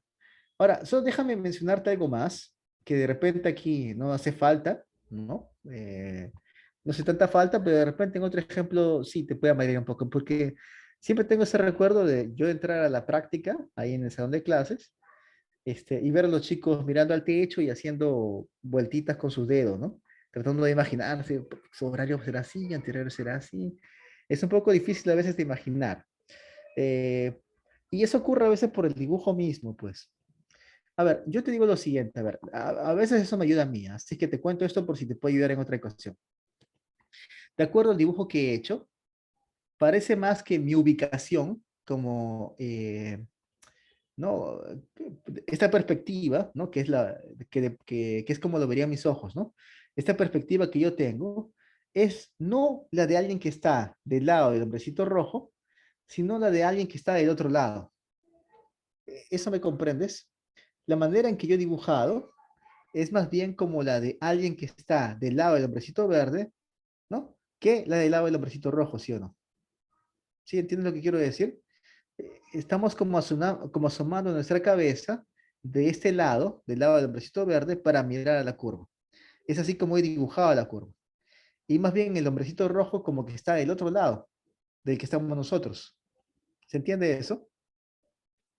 Entonces, como yo estoy asomando mi cabeza más bien de este lado, del lado del hombrecito verde, puede ser más fácil para nuestra mente, ¿no? Poder imaginarnos cuál sería el sentido horario, cuál sería el sentido horario para más bien el hombrecito verde. Y cuál es el antihorario también para el hombrecito verde. Es más fácil imaginarse cómo es el sentido para el hombrecito verde que para el hombrecito rojo. No sé si me dejo entender. A ver, cuando digo que yo me asomo, que estoy mirando la curva, como lo vería el verde y no el rojo, ¿se entiende? El rojo que está como que detrás de nosotros, ¿no? Está detrás. En cambio, nosotros estamos del lado del verde, ¿sí? Por eso es que a mí me parece más fácil poder distinguir, a ver, cuál sería más bien el antihorario, el antihorario para el verde. Como yo quiero el horario para el rojo, como yo quiero el horario para el rojo, a mí me parece más fácil mirar cuál es el antihorario para el verde. Y el antihorario por el verde para mí está claro. El antihorario del verde sería este. El antihorario por el verde es este. Y por tanto, el horario para el rojo sería la que todos ustedes me dijeron. Bueno, si te confundí más, entonces olvida lo que dije, ¿eh? Olvida lo que dije. ¿Sí, Valeria? Te confundí más. Bueno, ok, es cuestión de que ustedes usen su propia técnica, pues entonces ya, para ver el sentido. Bueno, no importa. Olviden entonces. Bueno, ok. Solamente quiero decir que el rojo y el verde miran la orientación siempre como un sentido de giro opuesto, ¿no? Si para uno es horario, para otro es horario. Así que ubícate donde más te convenga a ti. Ubícate donde más te convenga a ti. Ubícate donde más te convenga a ti. Muy bien, ok chicos, ya está. Gracias Laura por el apoyo moral. A ver, entonces, ese es el sentido de giro del problema. Y como alguien me preguntó allí, siempre el problema tiene que precisarte cuál es el sentido de giro respecto al cual te pide calcular el trabajo o la integral. Puedes usar tus conocimientos de física. Muy bien, exactamente. Está bien, muy bien, señor Hermosilla. A ver, chicos, calculemos. Te piden entonces calcular ese trabajo y para eso, paso número uno, vamos a parametrizar la curva. La curva es esta, ¿no? Gamma, como curva es la solución o el conjunto de soluciones de este sistema, ¿no? La esfera y el plano, ¿ok? ¿Cómo parametrizamos la curva? A ver, ¿qué técnica usamos aquí? Haríamos esto, ¿no es cierto, chicos? Yo veo esto. Vamos a acabar usando seno y coseno, Sebastián, porque la curva es cerrada, exactamente. ¿Qué te parece si por la segunda ecuación sé que y es igual a 2 menos x, ¿no es cierto? Y es igual a 2 menos x. Entonces usemos ese y igual a 2 menos x de la segunda ecuación en la primera ecuación para que en la primera ecuación solamente nos quede una ecuación con x y z, ¿sí? Si desarrollamos eso, a ver, tendríamos x cuadrado más y es 2 menos x al cuadrado más z cuadrado igual a 4. Esto es x cuadrado más 4, perdón, menos 4x, x cuadrado menos 4x más 4. ¿Estoy bien? Sí, ¿no? Sí. Cuando sumamos nos da 2x cuadrado menos 4x más z cuadrado igual a 0. Parece que estoy bien. Sí. Y esto es 2 veces x menos 1 al cuadrado más z cuadrado igual a 2. Ok. 2x menos 1 al cuadrado más z al cuadrado igual a 2. Es lo que me está quedando en la primera ecuación cuando reemplazo el y por 2 menos x. Ya está. Y ahora, esa misma curva gamma ya la podemos generar usando nuestro parámetro teta, ¿no? Usando seno y coseno. De la primera ecuación sabemos que todas soluciones son del tipo 1 más, ¿no? El x sería 1 más coseno, ¿no? Coseno de, ¿qué parámetro queremos usar? ¿Teta? ¿Usamos teta? Bueno, dejamos el teta. Y y, ¿qué sería? A ver, primero z, ¿no? Z sería raíz cuadrada de 2 seno de teta, ¿no? Esta es la manera con la cual generamos todas soluciones de la primera ecuación, ¿no? Son los puntos de una elipse. Y ahora el y es un valor obligado por el valor de x, ¿no? Sería 2 menos 1, escribíamos 1 de frente, 2 menos 1 es 1 menos coseno de teta. Ya está. Y para que nosotros generemos todas las soluciones de ese sistema, tenemos que hacer que el teta haga el giro completo, ¿no? Vaya de 0 hasta 2pi. ¿De acuerdo, chicos? Bueno, esto es el tipo de parametrización que ustedes aprendieron a hacer en cálculo en varias variables. Aquí solamente lo voy a aplicar. Y ahora sí, de acuerdo, miren, de acuerdo a esta parametrización. Ahora sí, ¿quién fue que me preguntó? Eunice, creo. De acuerdo a esta parametrización, chicos, de acuerdo a esta parametrización, tenemos ahora que tratar de intuir, tratar de concluir cómo es que esta parametrización está recorriendo a gamma. Si en el sentido opuesto o si en el mismo sentido que pide el problema calcular el trabajo. ¿Mm? Podemos, como bien proponía Eunice, vamos a probar puntos, pues, ¿no? Vamos a probar ciertas ubicaciones. ¿De dónde parte esta hormiguita? ¿No? ¿Cuál es la ubicación R en cero? R de cero es, calculemos, coseno de cero es uno, uno más uno es 2. Esto da cero, esto da cero. La primera ubicación está aquí, chicos. R de cero es 2,0,0, ¿no? R de cero está acá. R de cero está acá. Listo. ¿Y dónde nos encontramos en el momento pi? A ver, en el momento pi. ¿Cuánto es R de pi? ¿Cuál es la ubicación en el instante pi? Cuando teta vale pi, coseno de pi es menos 1, esto da cero, esto va a dar 2 y esto va a dar cero. En pi estaremos aquí arriba, miren. En pi estaremos aquí arriba. R de pi es este punto de arriba. Y ahora aquí viene la gran pregunta, ¿no? De 0 a pi, de 0 a pi, recorrimos la curva por la parte que está encima de la pantalla, más cerca a tu rostro, o es que de 0 a pi recorremos la curva por la parte de atrás de la pantalla, ¿no? Esa sería la pregunta ahora. Bueno, podemos responder esa pregunta fácilmente.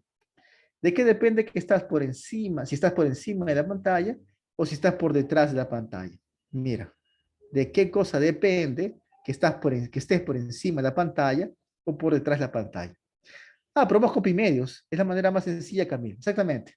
Pueden ustedes probar en dónde estarás, ¿no? Para teta igual a pi medios. Calculen ustedes, ¿dónde estarán? A ver, coseno de pi medios es cero, da 1 acá, coseno de pi medios es cero, da 1 acá, 1,1, y aquí está la pregunta crucial, ¿no? Aquí está la pregunta crucial, porque depende del signo del z, saber si estás por encima de la pantalla o si estás por debajo de la pantalla. Pero solo en Z más rápido, exactamente Álvaro, solamente en Z, es lo único que importa. Al final eso era todo lo que quería decir, ¿no? Todo lo que importa es el Z. Y para pi medios el seno es positivo. Si el seno es positivo, quiere decir entonces que estamos recorriendo la curva por la parte, por esta parte, ¿no? Por la parte que está encima de la pantalla, más cerca de tu rostro. Es decir, que estamos recorriendo la curva, aquí ahora sí te lo escribo, en este sentido, chicos. En este sentido. ¿Convencidos? ¿Están de acuerdo conmigo? ¿Sí? Profe, disculpe, ¿podría Dígame. repetir eso de la pantalla otra vez? Eso ultimito que dijo para ver el sentido. Claro, claro, claro, claro. A ver, voy a borrar, si no, este asunto. Claro. A ver, vamos a ver. A ver, por eso había dicho antes, sí, esta parte, no sé si llegó a entender. Cuando hago este dibujo, esta porción de la curva es la porción que está por encima de la pantalla. Quiero decir que es la porción que está, eh, que tiene z positivo. ¿Eso se consigue entender? En la intersección es la porción de la curva que está por encima de la pantalla. Sí, cuando cortamos la esfera por ese plano, vamos a ver una circunferencia. ¿Sí? Una circunferencia que es ortogonal a tu pantalla. Y la mitad de esa circunferencia está por encima de la pantalla y la otra mitad está por detrás de la pantalla. No sé si eso se llega a entender. Sí, Eh, sí. sí, muy bien. Entonces lo que tengo que saber es, a ver, entonces esta es la parte en mi dibujo que está por encima de la pantalla, o sea, más cerca a su rostro de ustedes. Y esta es la parte que está por detrás de la pantalla. ¿No? La parte que está, bueno, detrás de la pantalla, detrás con respecto a ustedes. Muy bien. En el instante cero me encuentro aquí, en esta posición. En el instante pi voy a estar aquí, en esta otra posición, ¿no? De 0 a pi he pasado de estar aquí en esta posición a estar en esta otra posición. Entonces mi pregunta ahora es, ¿por dónde fui? ¿No? ¿Por dónde estaría esta hormiguita recorriendo la curva de 0 a pi? Si la está recorriendo por aquí, por encima de la pantalla, o si está caminando por detrás de la pantalla. Porque si lo hace por detrás de la pantalla, eso quiere decir que estamos recorriendo la curva en el mismo sentido que el problema pide calcular, ¿no? Si no, estaremos recorriendo en el sentido contrario, ¿no? En el sentido opuesto.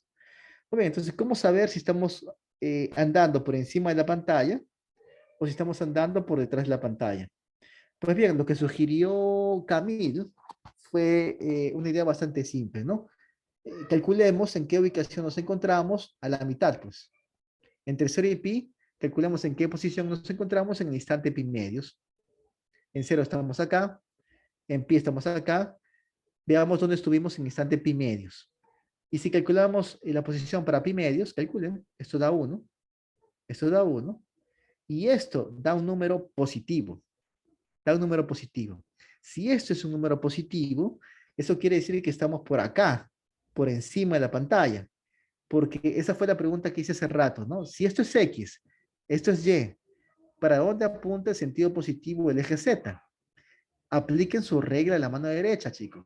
Dedos en el X, palma en el Y. El pulgar va a estar apuntando hacia ustedes. Por tanto, el sentido positivo del eje Z está apuntando hacia el rostro de ustedes.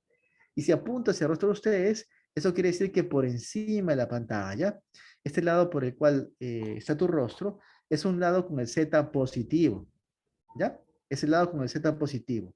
Así es que si el punto de R pi medios me salió 1,1, ¿cuánto sale con pi medios? 1,1, raíz de 2. El punto 1,1, raíz de 2 está por encima de la pantalla. Si está por encima de la pantalla, quiere decir que recorrí la curva así, ¿no? Por aquí. Bueno, perdonen, es un poco difícil ahora que no los puedo ver, saber exactamente por dónde va la duda y trato de adivinar qué parte es la que no se entendió. Por eso es que ayúdenme eh, a saber, ¿no? Si estoy resolviendo sus dudas o si no, ¿cómo estamos? ¿Bien? ¿Se entiende ahora sí? ¿Comprendió? Muy bien. Ok, chicos, ahora sí. Entonces, mi parametrización acabará recorriendo la curva en este sentido. Muy bien, Laura. Muy bien, Eunice. ¿Ok? Acabará recorriendo la curva en este sentido. ¿Qué es el sentido opuesto al que el problema me pide? Ya está. Por tanto, ahí vamos. Cuando calculemos el trabajo, que es esta integral, chicos, es la integral de línea de este campo vectorial F a lo largo de la curva gamma, siguiendo la orientación que te pide. ¿Ven? A la hora que escribamos este cálculo de acuerdo a la parametrización, aquí déjame pintar aquí este igual de azulito, porque ese igual viene por la parametrización. ¿Sí? Parametrizamos y ahora vamos a escribir todo en términos del parámetro t. Cuando escribamos todo en términos del parámetro t, la parte que me parece difícil, creo yo, en cada problema es que veas si la orientación de R, la orientación con la que R sigue, la trayectoria es la misma o la opuesta. Hemos hecho aquí unos cálculos, hemos visto algunas posiciones y nos hemos dado cuenta que la forma en la que R recorre la trayectoria es la opuesta. Es opuesta a la que te pide el problema. Y es por esa razón que tenemos que colocar delante del cálculo un signo menos. Un signo menos. ¿Ok? No va a salir del cálculo de producto punto. Hay que nosotros colocar un signo menos ahí encima. Y ahora integramos ¿qué? Integramos el campo, pero escrito en términos del parámetro que es teta. A ver, chicos, ¿dónde está el campo? Aquí está el campo. ¿Cuál es la primera componente del campo? Es y. ¿Quién es y en función de teta? Es 1 menos coseno de teta. Luego, ¿qué más? Sigue z. ¿Y quién es z? Z es raíz cuadrada de 2 seno de teta. Luego, ¿quién sigue? Sigue X. X es 1 más coseno de teta. Listo. Eso, producto punto con la derivada, ¿no? Tal vez aquí no me alcanza el espacio. Mejor déjenme escribirlo esto aquí debajo, ¿no? Ya está. Producto punto con R', mira, aquí dice, ¿no? Con la derivada de la parametrización. Entonces derivamos la parametrización. La derivada de la primera componente de la parametrización va a ser menos el seno de teta. Derivada de la segunda componente es seno, ¿no? Seno de teta. Derivada de la tercera componente, raíz cuadrada de 2. Derivada del seno, coseno de teta. Vamos a pegar esto un poco más para que nos alcance el espacio. Y luego integramos todo en términos de teta. Teta de dónde va? Teta va de 0 a 2pi. ¿Ok, chicos? Y está, ¿no? Lo que te va a quedar es entonces la integral de 0 a 2pi de, a ver, mejor para no confundirte, Te voy a dejar el signo menos aquí. ¿Ok? De todas maneras te dejo el signo menos ahí. Un poco arriba, ¿no? Igual entonces, signo menos. Lo dejo acá. Y esto van a ver qué es algo simple, ¿no? 1 menos coseno por menos seno es menos seno más... Ay, caramba. El borrador lo he puesto muy abajo. Menos seno más seno coseno. Ujú. Más raíz de 2 seno cuadrado. ¿Qué más? Más raíz de 2 coseno.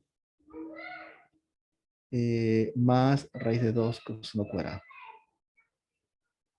Listo. Y eso integramos en función de teta. Bueno, y esto ya lo pueden hacer ustedes, ¿no? Es fácil, tengo solamente seno cuadrado, tengo coseno cuadrado, aquí puedo usar el coseno del doble, aquí integral del seno, integral del coseno. De hecho, integral del seno y el coseno da cero, ¿no? Esa parte se va a acabar cancelando. Aquí aparece el seno del doble. Fácil, ¿no? Ya ustedes pueden acabar de calcular. Pero a la pregunta que me hicieron, una vez más, no olviden que tienen que colocar aquí el signo menos. Ese signo menos es este signo menos que está aquí, ¿ya? Que hay que colocar porque nos hemos dado cuenta que la parametrización que estamos usando recorre la curva de la trayectoria en el sentido opuesto al que te pide el problema. ¿Sí? Se coloca un signo menos allí, de acuerdo a la definición. ¿Listo? Bien, jóvenes. Eh, ¿Quedó claro? ¿Alguna pregunta? ¿Todo bien? Y es este entonces el cálculo del trabajo, chicos, ¿ya? Va a ser unas preguntas que verán en su lista de ejercicios, unas preguntas que le pueden venir en su práctica. Calcula el trabajo realizado por tal campo de fuerzas a lo largo de tal curva que ha sido orientada de tal manera, ¿no? Ese tipo de preguntas que ustedes van a observar. Primer paso, parametrizar, y la parte que puede ser un poco complicada es ver en qué sentido es que recorre tu parametrización la curva, ¿no? Si la misma orientación o si la dirección contraria. Y de acuerdo a eso colocamos un signo menos o colocamos un signo más. ¿Cuándo se subirá la PD? No lo sé, no lo sé. ¿Cuándo tiene su práctica dirigida? Este jueves, ¿no? Sí, porque estamos usando de la práctica dirigida, por supuesto. El jueves de la próxima semana.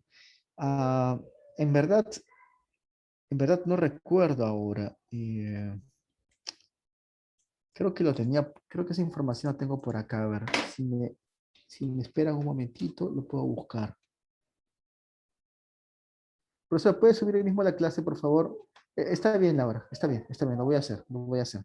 Y si no, me insistes, ¿sabes? Me puedes escribir un correo diciendo, profesor, se está demorando o algo así. No, no me molesto, sí. A veces yo tengo que esperar un rato. Sí, a veces tengo que, bueno, siempre hay que esperar un poco hasta que te llegue el correo con la información del video. Entonces, en eso de esperar, me pongo a hacer otra cosa y me acabo olvidando, perdonen por eso. Profe, disculpe, ¿cómo se calcula el momento de inercia respecto a un eje? Sí, sí, chicos. Voy a tener que comentarlo eso también.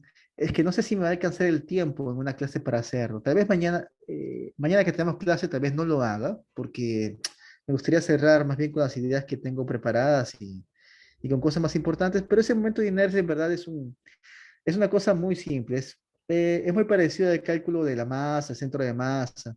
Entonces, estoy pensando en dejárselo a mis JPs para que lo expliquen en la práctica dirigida, o tal vez lo explique yo en la clase de la siguiente semana.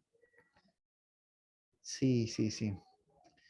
Ah, perdón, a ver, déjenme ver.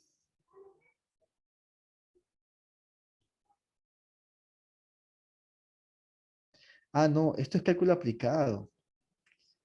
Sí, estoy confundido con mi otro curso de cálculo de varias variables. En cálculo aplicado, no me acuerdo si enviaron esa información. No recuerdo ya si enviaron esa información. Tal vez está aquí en el celular, a ver. Sí, eso de momento de inercia es algo nuevo, chicos. No, no es algo que teníamos antes dentro de los temas. Por eso es que voy a buscar un momento en el cual se los explique, ¿ya? Em, Ta, ta, ta, ta, ta. Estoy viendo si aquí han enviado esa información.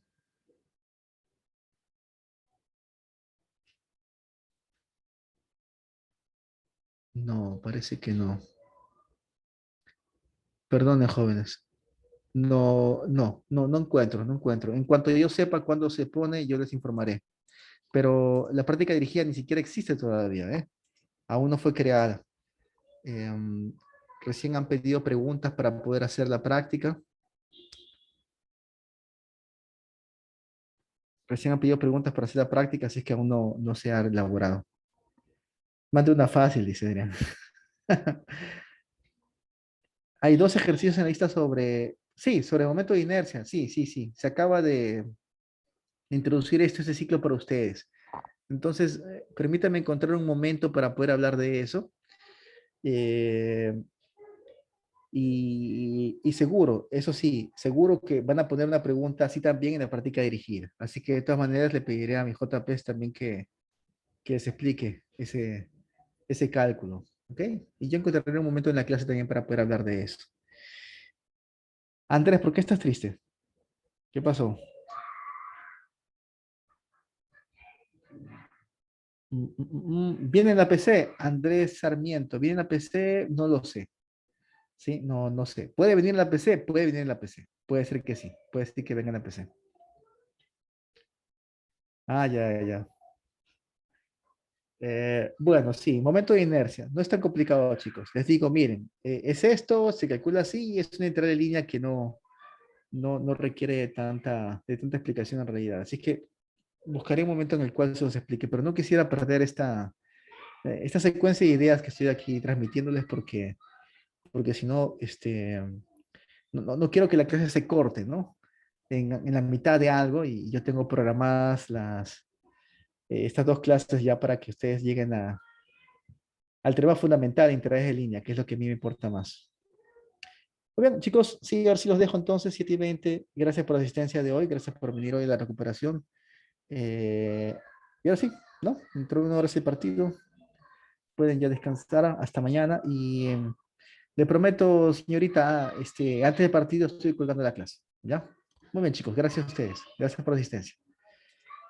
Ya, nos vemos mañana entonces, hasta mañana. Chao.